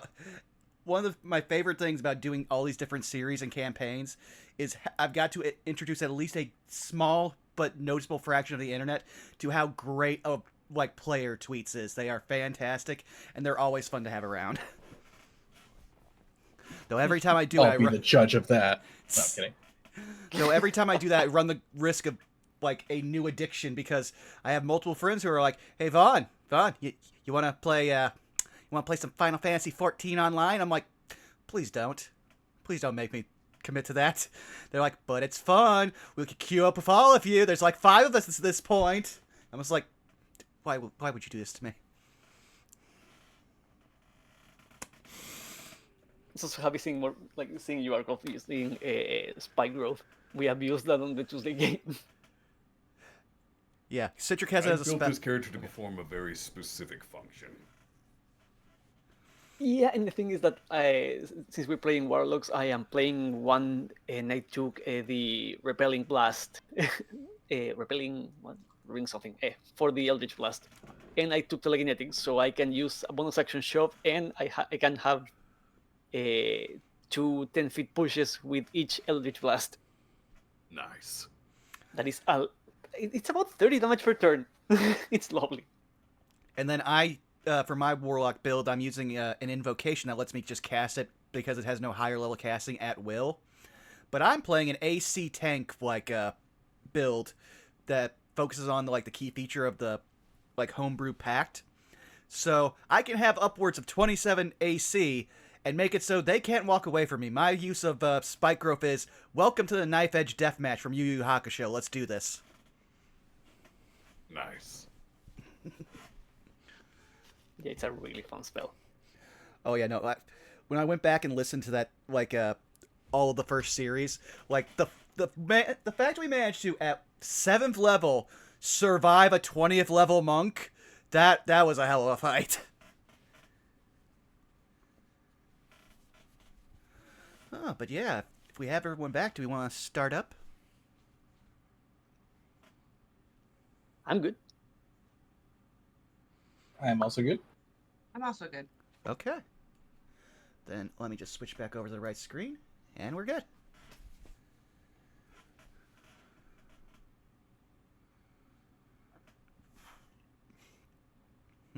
So do we want to explore the rest of this place or see if the mist has passed?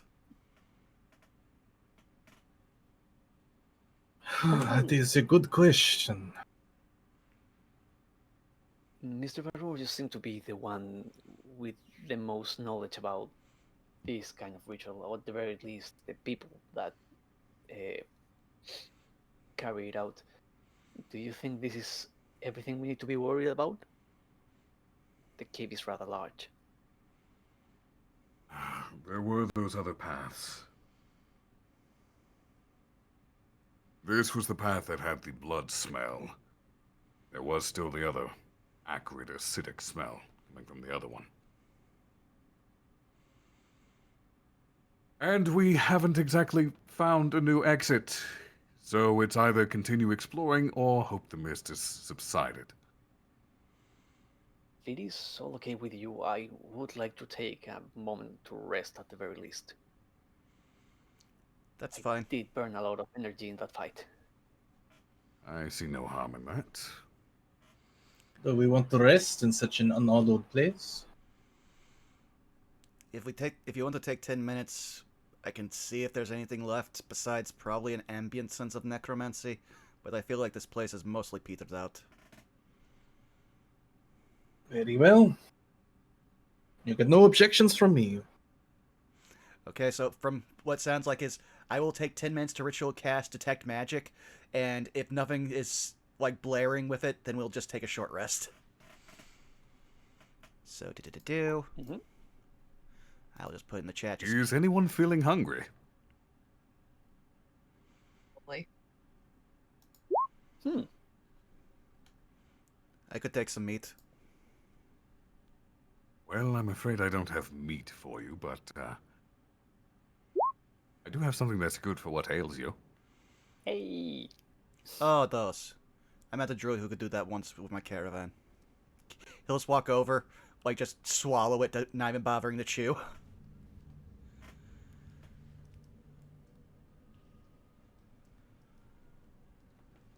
Or who will keep one for himself, and he will give 3 to each of the group. Thank you. I guess. They'll Got it last for together. 24 hours. Just use them when you're hungry or when you feel like you need a pick-me-up. I thank you for sparing us our rations. We have barely just enough to get to town from what Juji tells us. Also, our deepest apologies to have you involved in all of this. I doubt this was your idea for the evening. I wouldn't worry about it. This is interesting. It's not every day you stumble upon undead cultist rituals. I didn't even know that you could have a cult for undead. Do they have like a name or something? No name. Oh, that must be incredibly hard to remember. Well, no, they're the cult with no name. They're the only cult like it. That sounds stupid. I already hate them. It is not something that they wish to be remembered for, other than their acts, I would assume. Well, no, they're literally called the cult with no name. I see. It's It's like- certainly It's like the rememberable. brothel at least. named Slickback. You have to say the whole thing. I will have to take your word on that one. You were the last person I expected a Boondocks reference from.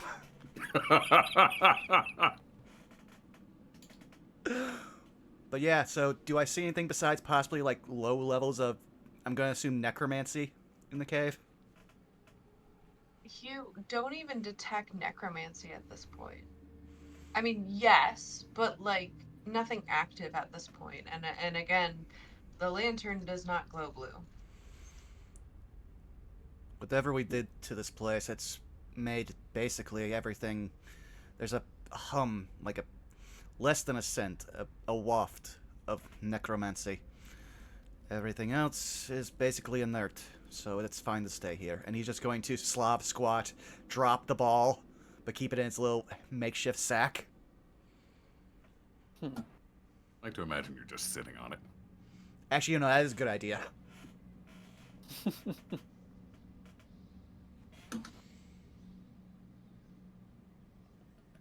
You all Humphrey take, for his part. I assume, a short rest. Sorry, I didn't mean to interrupt you, Cedric. Yeah, Humphrey for his part will sit here and actually, do we want to set up a fireplace or anything?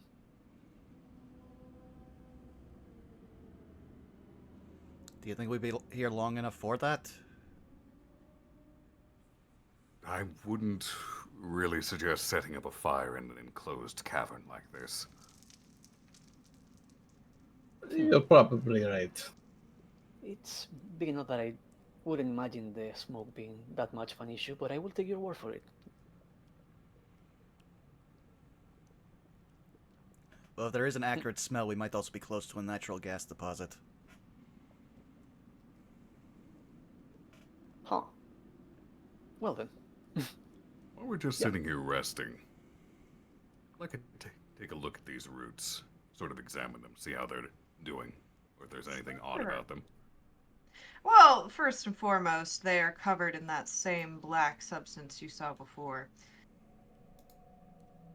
The other thing that you notice is that these, as you've seen, seem to be emitting some type of like yellowish gold spore. And for a moment, you do actually watch as one of the roots, the substance on the roots, I should say, because it's not the root itself, but it's what's growing on the root, emits a spore, like a puff of spores.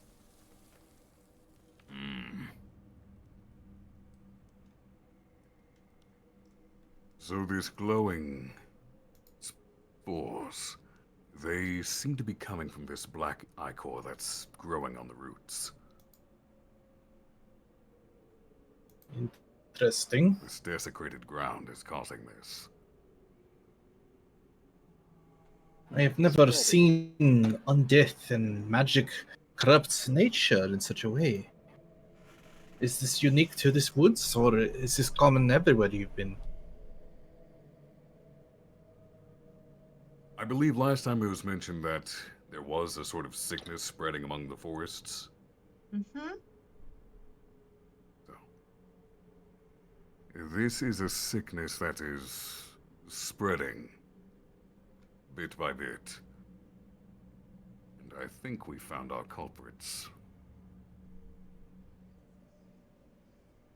This would also explain the rise in undead recently. They are actively being summoned.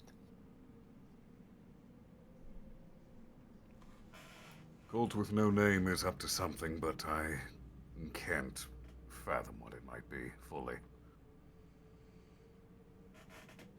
How long is I this? am. Oh, good. How long has this cult been operating this land? Is it years, weeks, decades? What would I know about that? History check. That's gonna be a 5. That's just it. The thing about the cult with no name is that they function as kind of an irony. It's what makes them so notable, actually. Because in a world, in a land in which notoriety, being noticed, being known, having renown, and even better, having a legacy that is passed down from generation to generation to generation, is something that is often sought after. It is something that not all, but most people, at least in the cities, strive for. The thing that makes the cult with no name notable is the fact that they deliberately do not seek to be sought out. They do not want to be noticed. And thus, no, you don't know much. But the fact that you don't know much in and of itself makes sense and is telling. Well, the thing about them is, the reason it's mostly rumors and hearsay is because they don't really seek attention. Contrary to common sense, they don't want to be sought. So I'm afraid I don't know how long they've been active. But if I were a betting man, that's their preference. The less known about them, the better. Well, then perhaps this land is lucky. There's already a new undead blight that's come to it. But he acts blatantly, without care, like a storm or an earthquake. So if they wanted to be unnoticed, they would not join with him. But that wouldn't preclude them from using him or his actions for their own ends. If it does come to that. Because what better to keep attention off yourself than a loud, obnoxious eyesore for people to focus on? I don't know. All I know is he rolled an entire army of undead over my caravan. But the last time someone saw him, he was alone. I don't know what he's up to.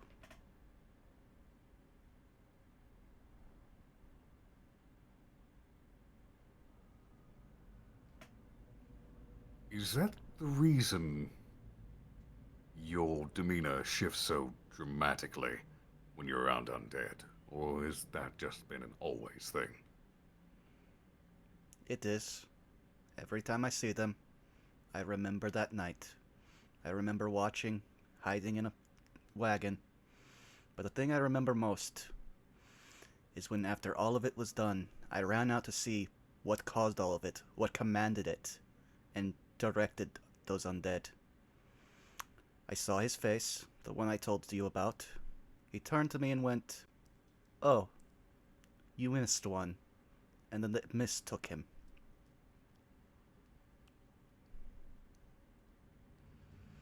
Every time I remember that face, that injustice,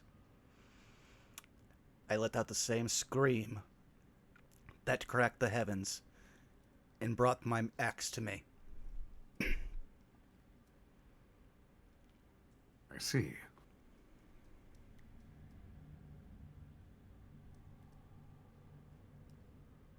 Though, What about you two? What brings you two to Carticus? Looking over to Humphrey and Razvan.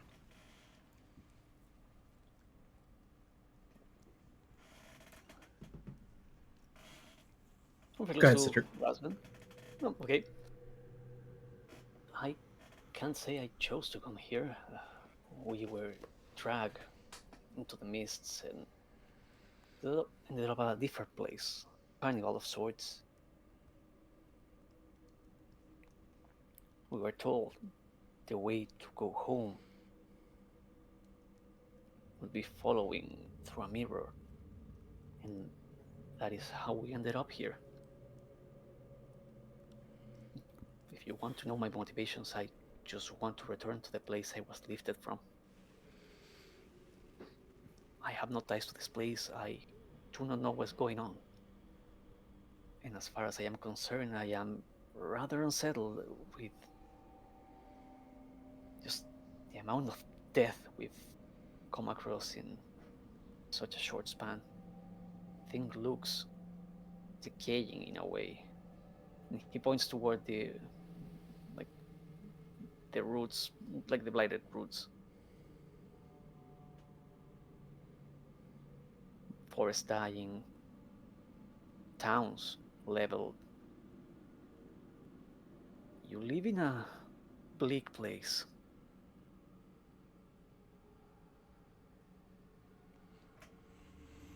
I will admit it's not all sunshine and rainbows, but you learn to find the good amidst the bad, and this sickness afflicting the forest is very much a new thing. At least from my experiences. But your tale is not an uncommon one. We see many such travelers, trapped in the mists and brought about, going about their business. I think you'll find your way home eventually, when the mists are done with you. I would hope so. What of you, Razvan? In truth, I did not come to this place by choice, not even know this place existed, but now that I am here, I cannot help but wonder what I am meant to do. I have never quite fit in where I am from. I am unfortunately, depends on how you might see it, blessed or cursed with an undead parent. As such, I am not, never have been quite distrusted. But I have suffered a great loss in my life and was looking for some form of change. Little did I know that my entire world, or what I could see in it anyways, would change. And now that I'm here, I'm just trying to make sense of things, make a difference where I can. Finding everyone else here also is seemingly a misfit of sorts. And he'll pet Juji. You get a So? purr and a nuzzle. So I do what I can. That is all I can do. Respectable and understandable. I think you'll find yourself in good company. Well, you do already, looking at your traveling companions. But the people of Kartkis, I think you'll find yourself in good company. I hope we find some, other than yourself, of course. Trust me, they're a lot more lively than I am. I try to keep myself to the wilds as much. But civilization where it's needed, which is where I was heading. Then I look forward to meeting. However, what does concern me is this change in development in the forest. Things change, they always must, of course, but when the undead is on the march, when magic is changed in such a way, it is rarely for the benefit of the most, and usually for the benefit of one or a few. Do you have any idea what's causing all this turmoil within the forests? Would there be another role, or would my mind just accept it as being the cult's responsibility, since this seems to be their handiwork? I will leave that up to you to decide. Do you want to roll, or would you like to draw that conclusion? I will roll just to reinforce or dissuade myself from drawing that conclusion. Then what I will have you roll is a wisdom save. That is a 16. So, yes, the cult's activity could be a sign or the cause, but there's something in your mind that tells you that it is never so easy. These lands operate in such a way that it is difficult for anyone, even a native of the land, to say for certain with 100% sincerity that any one thing is the cause of, well, anything. For all you know, the cult may only be a symptom of whatever is moving, whatever is changing, whatever is happening.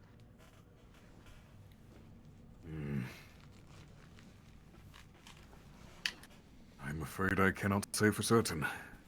A part of me wants to just chalk it up to the cult, but they could just easily be a small part of a larger moving thing. Then it would appear that myself, Branson, Humphrey, even Onyx, whatever they might be, are precisely where we're meant to be.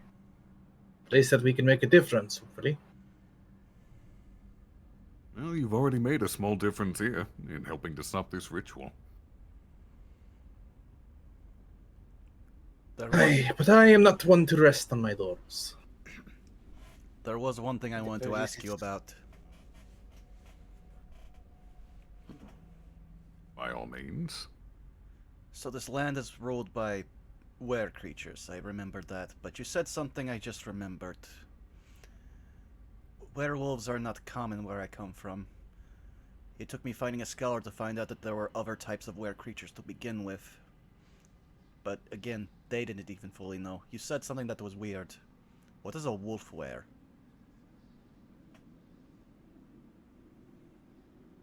What do you mean? Is it different from a werewolf? As far as I know, interchangeable. I'm gonna stop you right there, Arkhov. They're not interchangeable, and you would know that. Ah.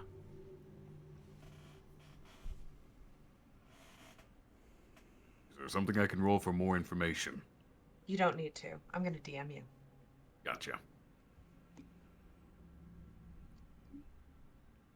In the meantime, if you don't mind, I'm going to roll a hit die. Yeah. Since we're doing a short rest. Yeah, as you'll see in the chat over there, I already recovered and then spent my channel divinity because I think a spell slot will be more useful for us. And with that, That's I fair. am back. And with that, I am back to max health. That is all the damage I took.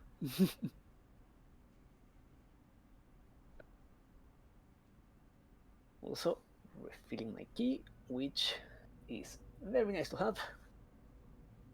Never enough. Never enough. I'm sorry, you just said that never enough with the same energy of Adam Jensen. I didn't ask for this.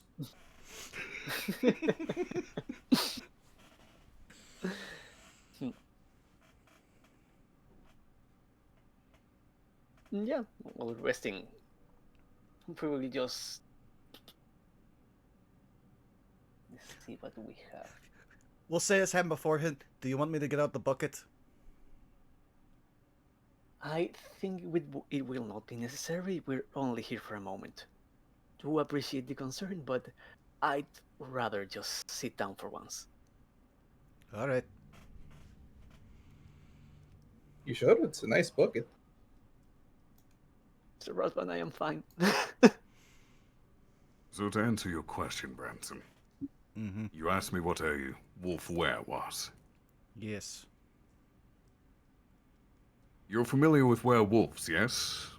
Men that turn into beasts? Mm-hmm. It's the opposite. It is a beast that turns into a man.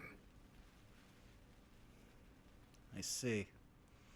I would imagine that they have even less scruples than a werewolf then, because they are primal. Well, that's insulting.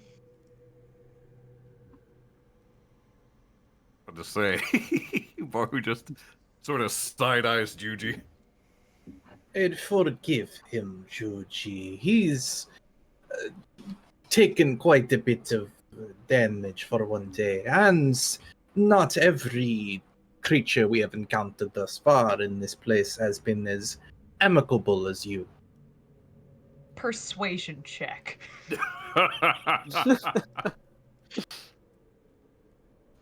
Alright. 15. 15. But if it helps, he's also going to pull out a little bit of leather and start, like, leather string and start just kind of dangling it in front of Juju. I'll give you the 18. Let's go! Advantage. Starts batting at it.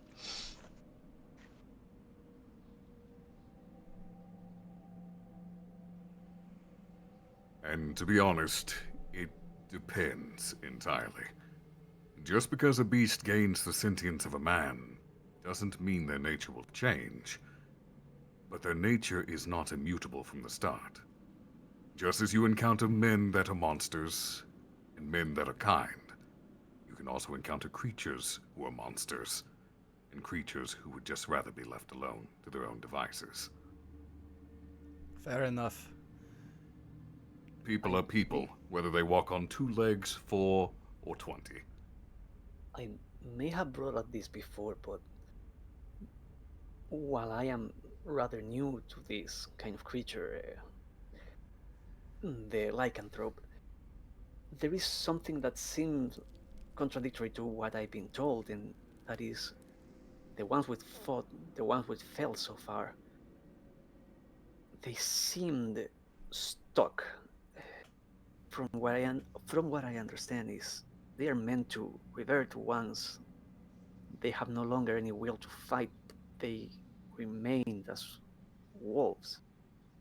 The first one, the biggest one who we encountered, that one in particular seemed to try to be human. I may be wrong again. I am new to all No, of this, but you are correct. Just like a werewolf.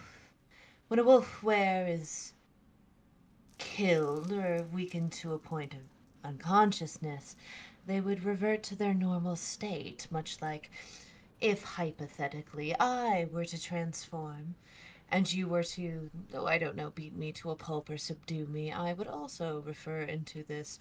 Proceeds to stretch along Razvan's shoulders. Into this. then why the ones we have fought don't? Let me ask you And this. Let me ask you this. What were they?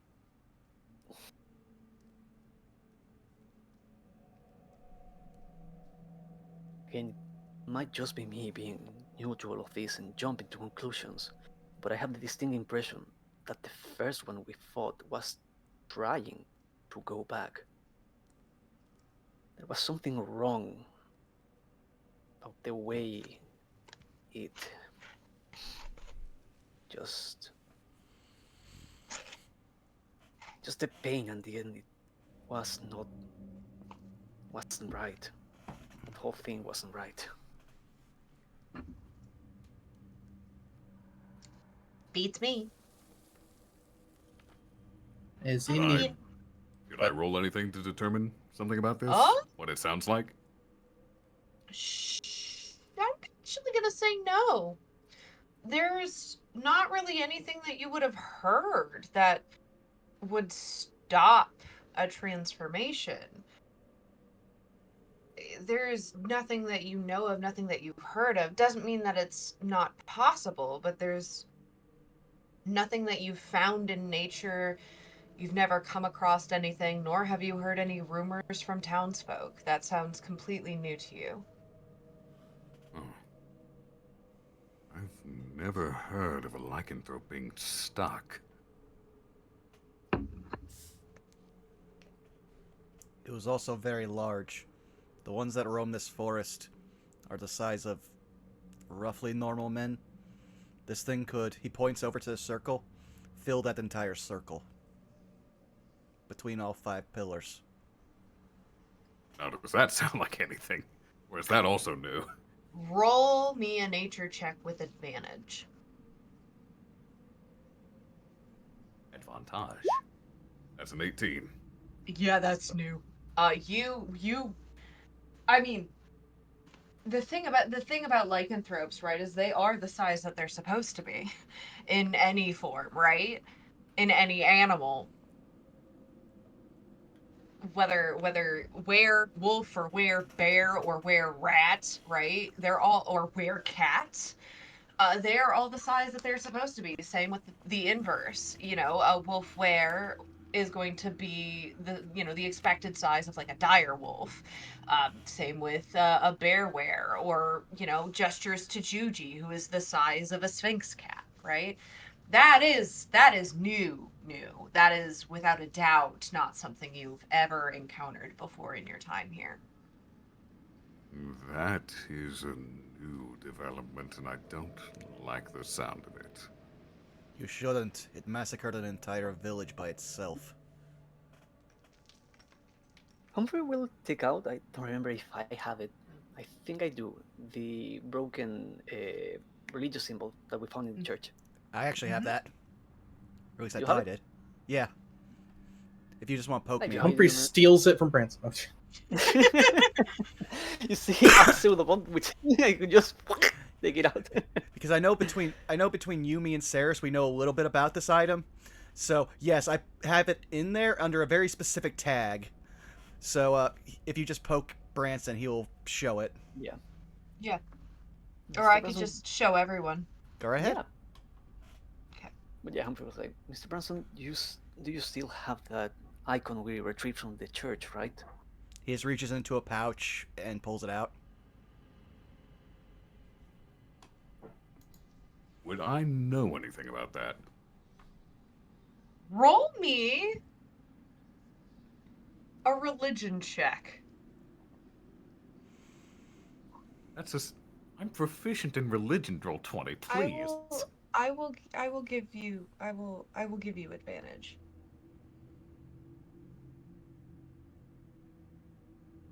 $12 is better. I'll take it. Yeah, you do pass. You do pass. That is the holy symbol of Ravenkind. And it is broken in half. That is a very, very powerful divine artifact. And it is broken in half. You will see Barhu's normally, let's say, largely inexpressive face is slowly changed as his eyes grow into saucer plates, seeing that holy symbol.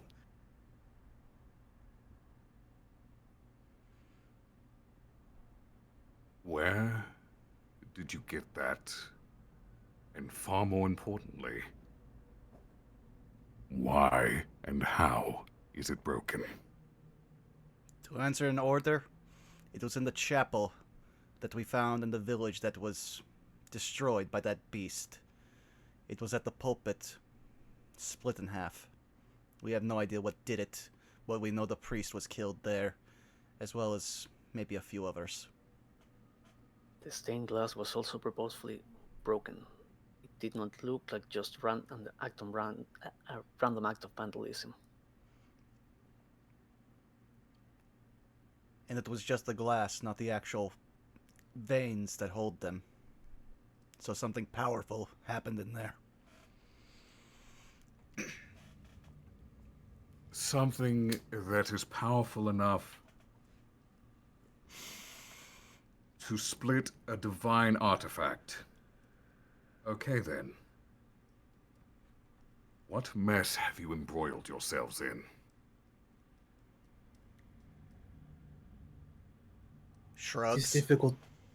It is difficult to say with any form of certainty.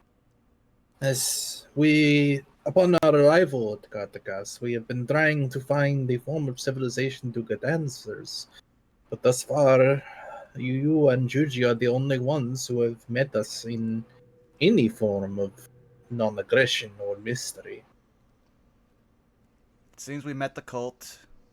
They either died or ran. Whatever they summoned, it flew in this direction, so possibly that's dead. And the beast that killed the town, we killed it in turn. It reminded me of my nemesis.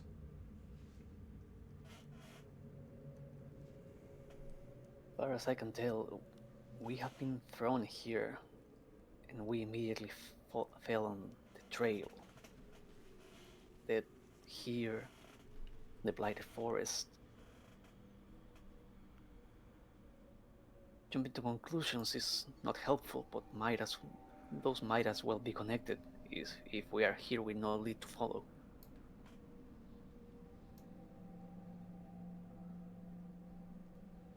But we are being thrown into two very distinct problems right away. So it would appear. I have a question. I know that there is magic that some wizards and other casters have that can fix broken objects. Do you have it? I know it's a trifle. No, I don't have that ability. And with such an artifact, even if the magic could mend its physical form, there's no guarantee the magic of the artifact would be restored. Well, it is something. We didn't even know it was magic to begin with. Well, actually, give me 10 minutes. I'll see if the magic's intact. And you'll again just start seeing him just like kind of hiss and like growl, which is how I flavor his ritual casting, because he doesn't know he's a cleric, so he doesn't just pray, which is the suggested thing for ritual casting for clerics. But yeah, is it still magical? Yes. But it is faint. And you Well, get the distinctive sense Mhm. that it is weakening. It's still magical, though it's faint, and it's possibly losing its strength. We should try to find a way to fix it soon, otherwise it'll probably just become, well, worth its weight in platinum and fractured gem. Possibly we are heading to have a place of worship. Be very careful who you show that to. Noted. Not just because the common sense of divine artifacts being worth a great deal of money, but that is a powerful object, no matter how faint. Do you know anything You about may make yourselves a target. Do you know anything about what it does? Good question. Do I?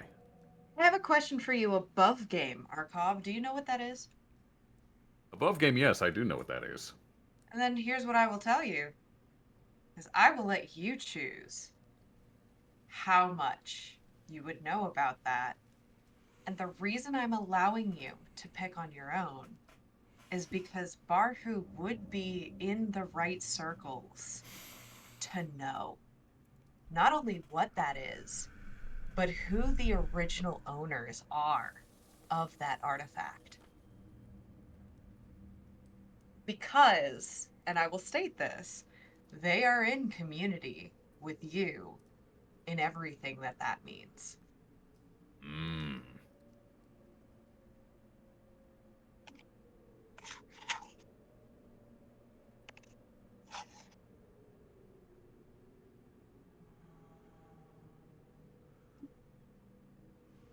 I will say Barhu would know a good bit, but just as he's telling them not to make a target of themselves, he doesn't want to make a target of himself.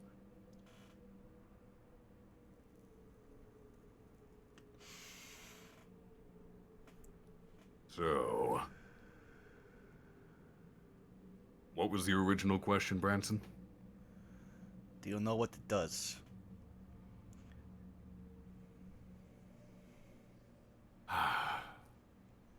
That is a bit of a complicated answer. You will find this interesting yourself. It's quite useful against undead. Aside from, you know, the normal holy symbols effects on the undead.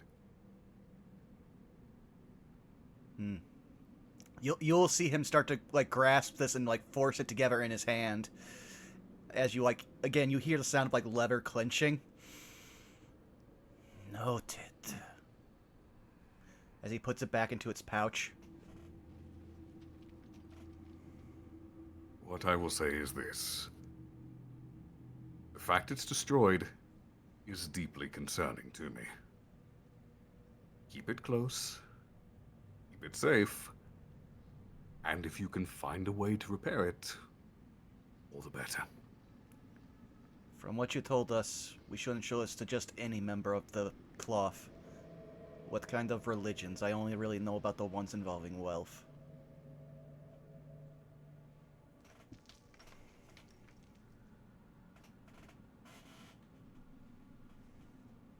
That is also a complicated question.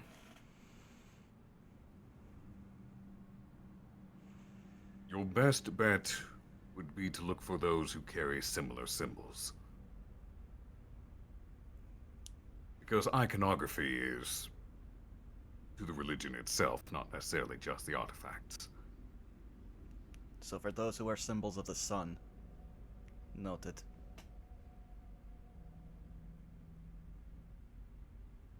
I would say try to get a feel for the person's character before you show them. He'll just turn to look to Humphreys and just be like, nod.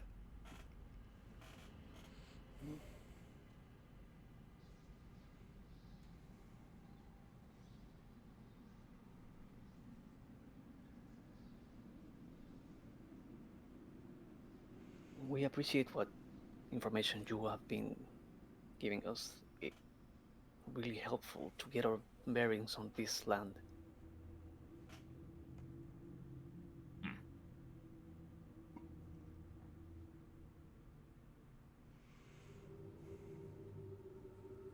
Humphrey will stand up.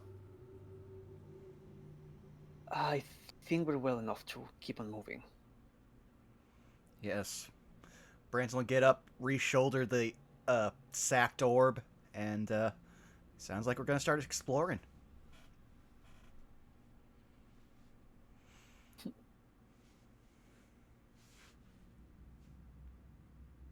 Before we continue, I do want to ask, for the sake of time, are we good to run a little later than usual today, or do people need to leave at usual time? Unfortunately, I do gotta head off at a usual time. Okay. Then what I will say is this, because I am afraid we are limited on our time here with Arkhov. I will offer you the opportunity as a party to come back to the spot, if you so choose at a later time. However, for the sake of time, it would be best, instead of just exploring naturally as you would, to find an exit. Fair enough. And what I'm going to do is I'm going to sort of take the reins for a minute and theater of the mind this. Are you okay with that? Totally. Yep. Perfectly fine. Yeah.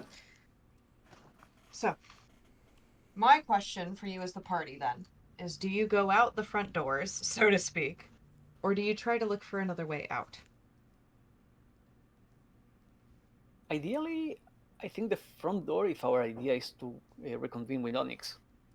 Okay. Just like, trying to retread our steps. You emerge out following the very expansive tunnels of the cave, eventually leading yourself out to the mouth of the cave. And as you approach, you immediately all collectively note the fact that the mists have left, completely dispersed. In the time that you have been down here, exploring, talking, searching, fighting, the mists have rolled by and have left for somewhere else. But something strikes all four of you immediately, as would make sense. Being shrouded in fog, you don't recognize the area of the forest that you were originally at, and thus I ask Barhu to make me a survival check. Could I assist given my high survival? Sure. You may either roll separately or you may give him advantage. I think I'll roll because I've got a fairly high survival, so having 2 high rolls might be better.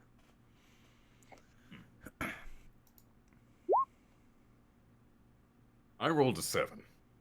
I rolled a 19. Far better. This is the stat that every You- time I hear it, I'm always happy to roll it. Barhu, you do, for a moment, you don't feel like you recognize this area of the forest. This was not the area of the forest that you were originally at when you were running. Branson, you also recognize that, but even more so, you see out, searching, looking around, trying to get an understanding of some sign of where you might be, which way is north. But instead, that's a dirt path. That's a paved dirt path. You found a road. Well, the When cave. previously you were traveling upon a, shall we say, a hiker's path or a road less traveled. Well, the cave moved, which is alarming and terrifying in its own existential way. But we are on an actual path made for civilization, so a net positive, I guess. That would explain why I'm a bit lost as to where we are. Moving caves. Another thing to keep in mind. How strangely fascinating. This place would be such a marvel to explore were it not so dangerous. The mists do that. They do a lot of things. It's very weird because it's very difficult to pinpoint all of the things the mist can do. It's almost like their own living entity. This is par for the course. This is, sadly, fairly normal. What wasn't normal was you destroying part of the mist. I was not expecting that, Branson. Branson is the strongest fellow I believe I've ever met on my travels. Mists are nothing to his kind. Honestly, I was 50-50. I was just trying to save us. See, it was a calculated gamble. So wise is he that he was able to deduce that we would survive the mists nonetheless. He is just standing behind, like, Razvan doing the, like, cut it out, like, motion with his hand over his neck. Razvan's gonna stare at you with a smile, bardic inspiration.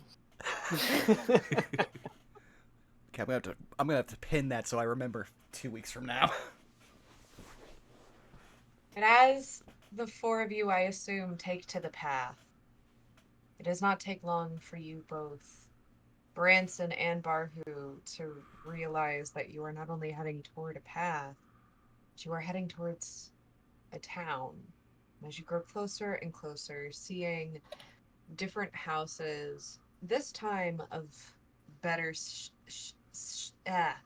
better stature, better foundation, stronger than the ones that you saw before. Barhu, you do actually realize, unironically, the mists brought you to where you needed to go.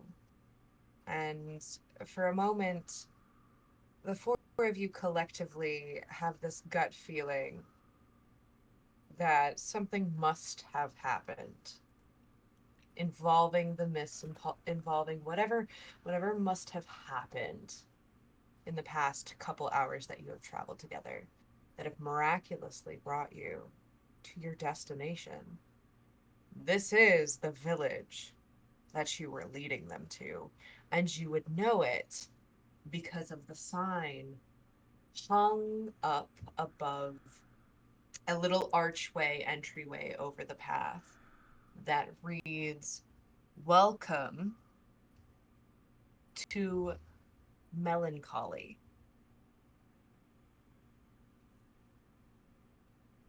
The village of Melancholy.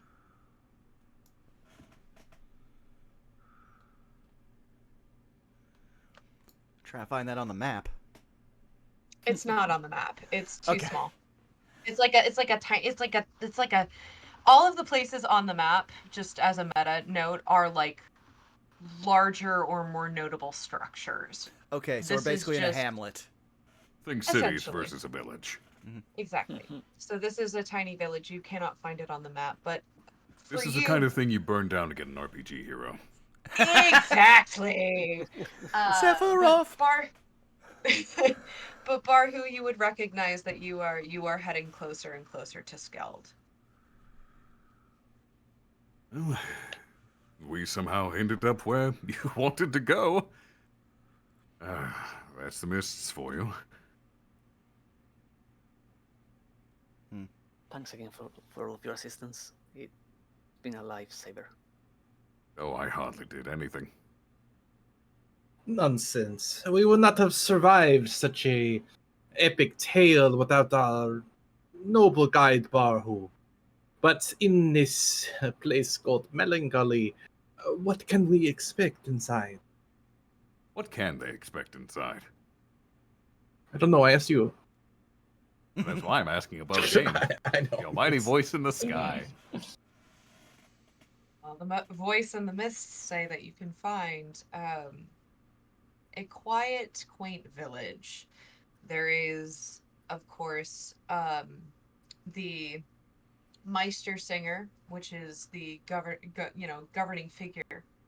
But predominantly, this is more of a standard village. You will find the necessary, shall we say, stores accoutrement. You will find um, a singular concert hall, very small in comparison to some of the larger ones that you know of. There is a building here that contains, and this is where would be your connecting point. There is a bit of what they call a nature's guild, uh, and there are, in addition to that, an inn, a tavern, and of course, the common folk homes. Are there any religious structures here? That's the funny thing about it.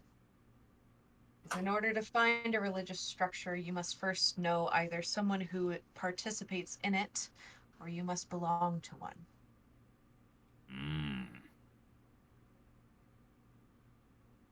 Or, in your case, you would have to have connections to either of those, right? So, like a middleman. Yeah. Which, from what you've said, Barhu does sort of have those connections. You do, yes. And you would know, for the record, that the ones that immediately come to mind do not reside in this town. Well, as far as this little village offers, there's the inns, the taverns, of course, what you would normally expect. There is a concert hall. May be of interest to you, Razvan. There's the Meister Singer if you have any issues, and there's also the Nature's Guild, which was my destination. Well, very well. Lead the way if you do not mind, Barhu. Where would you like to go? I would imagine resting in the bed or, looking towards Humphrey, a tub might be best. I suppose the better question would be, do you want to drown your traumas or sleep them off? A little Agree. column A, little column B. No, ladder. Well, if you wish to rest, I will escort you to the inn. Thanks again. And Barhu will just start leading them to the inn. The town itself is kind of quaint. The best way that I would describe this is as a whole, the buildings that you pass by, which first and foremost, given what time of day it is much later than you anticipated. And many folks are either in their homes closing up shop for the day or heading over to either the concert hall or the tavern. There are not many people out and about.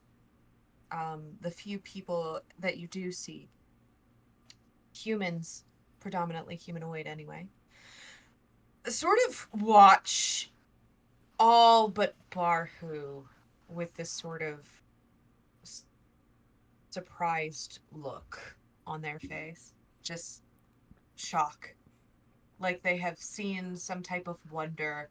Some with looks of horror, others with looks of amazement. Razvan, you would be able to clock that immediately as the look of an artist who has found inspiration suddenly, like looking at a gorgeous sunset and feeling suddenly like you could write a poem or paint a masterpiece, right? But they're looking at you, the four of you, that way.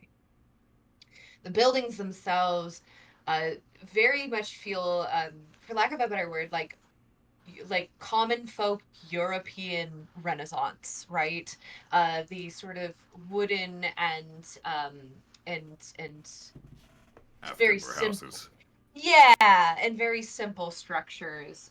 Even the buildings that have like the signs that indicate that they're an establishment and not just a residential home have this sort of sense to them. And as the four of you walk through, sort of minding your business, as the street lanterns are lit with flame, you come across an inn that is called um that is called the Long Claw Inn. And it is at this point where actually, Razvan, you feel Juji get up and hop off of your back and look to the four of you and say, well, I do appreciate the quite adventure, but unfortunately we have gone a little too far out of my own territory, and I must dart back into the wood.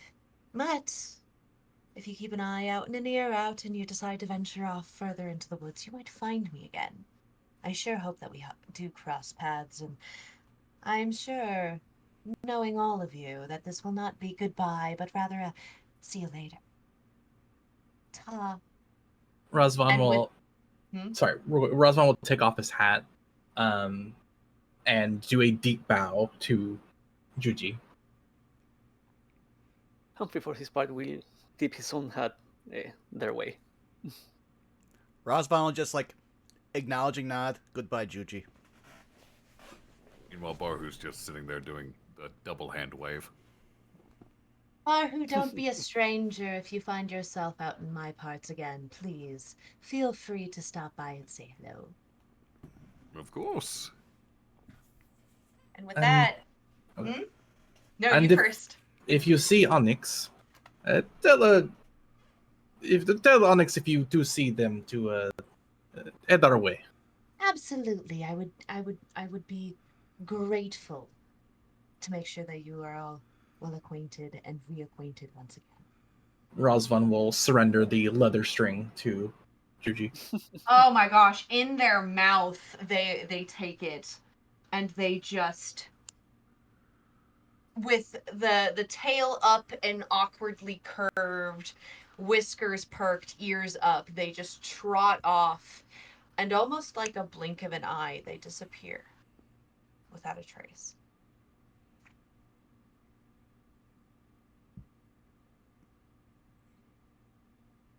You made a powerful friend in that one. Interesting one for sure. Kind of looks around as though you could be talking about someone other than Juji. You mean Juji? Yes. They seemed to want a form of any companionship, and we seem to fit the bill. I'm glad we could have done some good.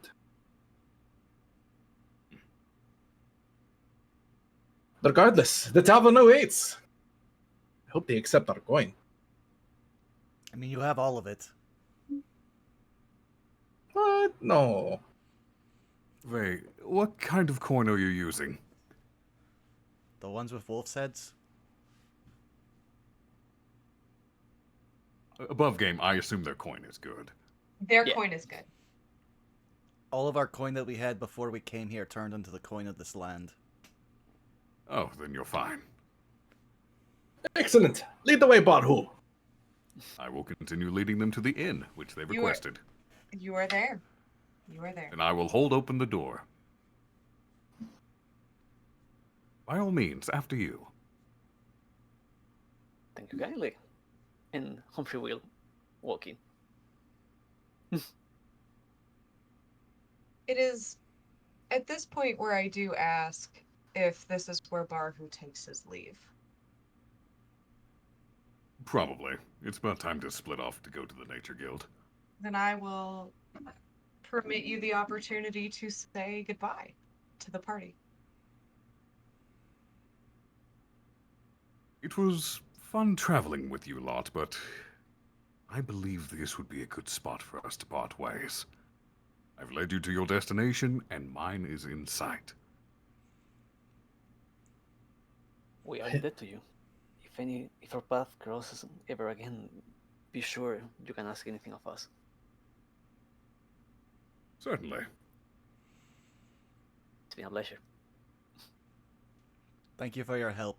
If you know anyone in your guild who can physically mend objects, that'll save us some time. As for magically mend them, we will be on the lookout.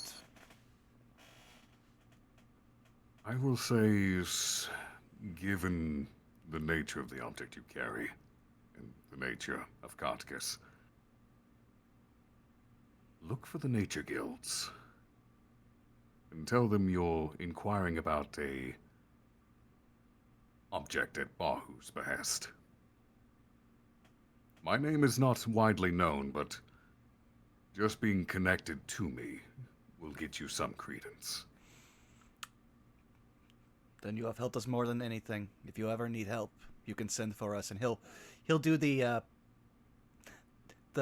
like full trust handshake where you like grab both wrists. The warrior's dagger check. handshake. Yeah. Mm-hmm.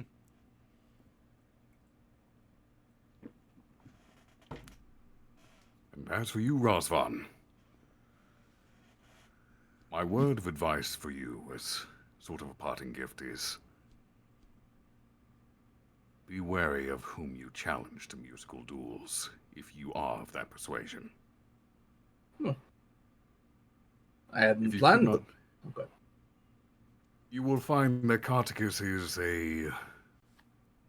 Well, we have concert halls, of course, and our governing bodies are the Meisters. We're a very musically inclined place. Bards are very important. Make certain you don't cross the wrong ones. I will keep that in mind. I'm glad to find myself in such dreadful company. But if you, Master Barhu, are ever in need of libations, the first round is on me. Certainly. And as sort of a final parting word, Humphrey, Yes, Mr. Baru? don't be so quick to show that silver dagger. When you're dealing with lycanthropes. And with that, Barhu will shift into a werebear form. Yes. It's best to keep your weapons hidden. Because not every were creature is so repelled by silver. It looks quite nice after all. That's what I get for trying to be smart. Razvan unclenches. Right, Branson, Humphrey, a drink. Please, on me. Barhu, until next we meet. Mm-hmm. If you've ever seen Kuma from Tekken just waddle off, that's Barhu right now. I would say there would be like one swift, like quick tension, like go for the axe, but then remembering, okay, friend, this is somebody that has all of his respect. Okay, no, good lesson. Probably still going to brandish his axe in public after he gets it silvered. Like he respects. For Humphrey, it's more. Go ahead. For Humphrey, it's more like he saw you turn into an 8 before. It takes him a minute to realize, oh, this is different than that kind. Yep. There's no real magical sense there. The body just shifted, cracked, and grew. Hey, he looks like a big old teddy bear, just sauntering off. With You were saying, that, Mon?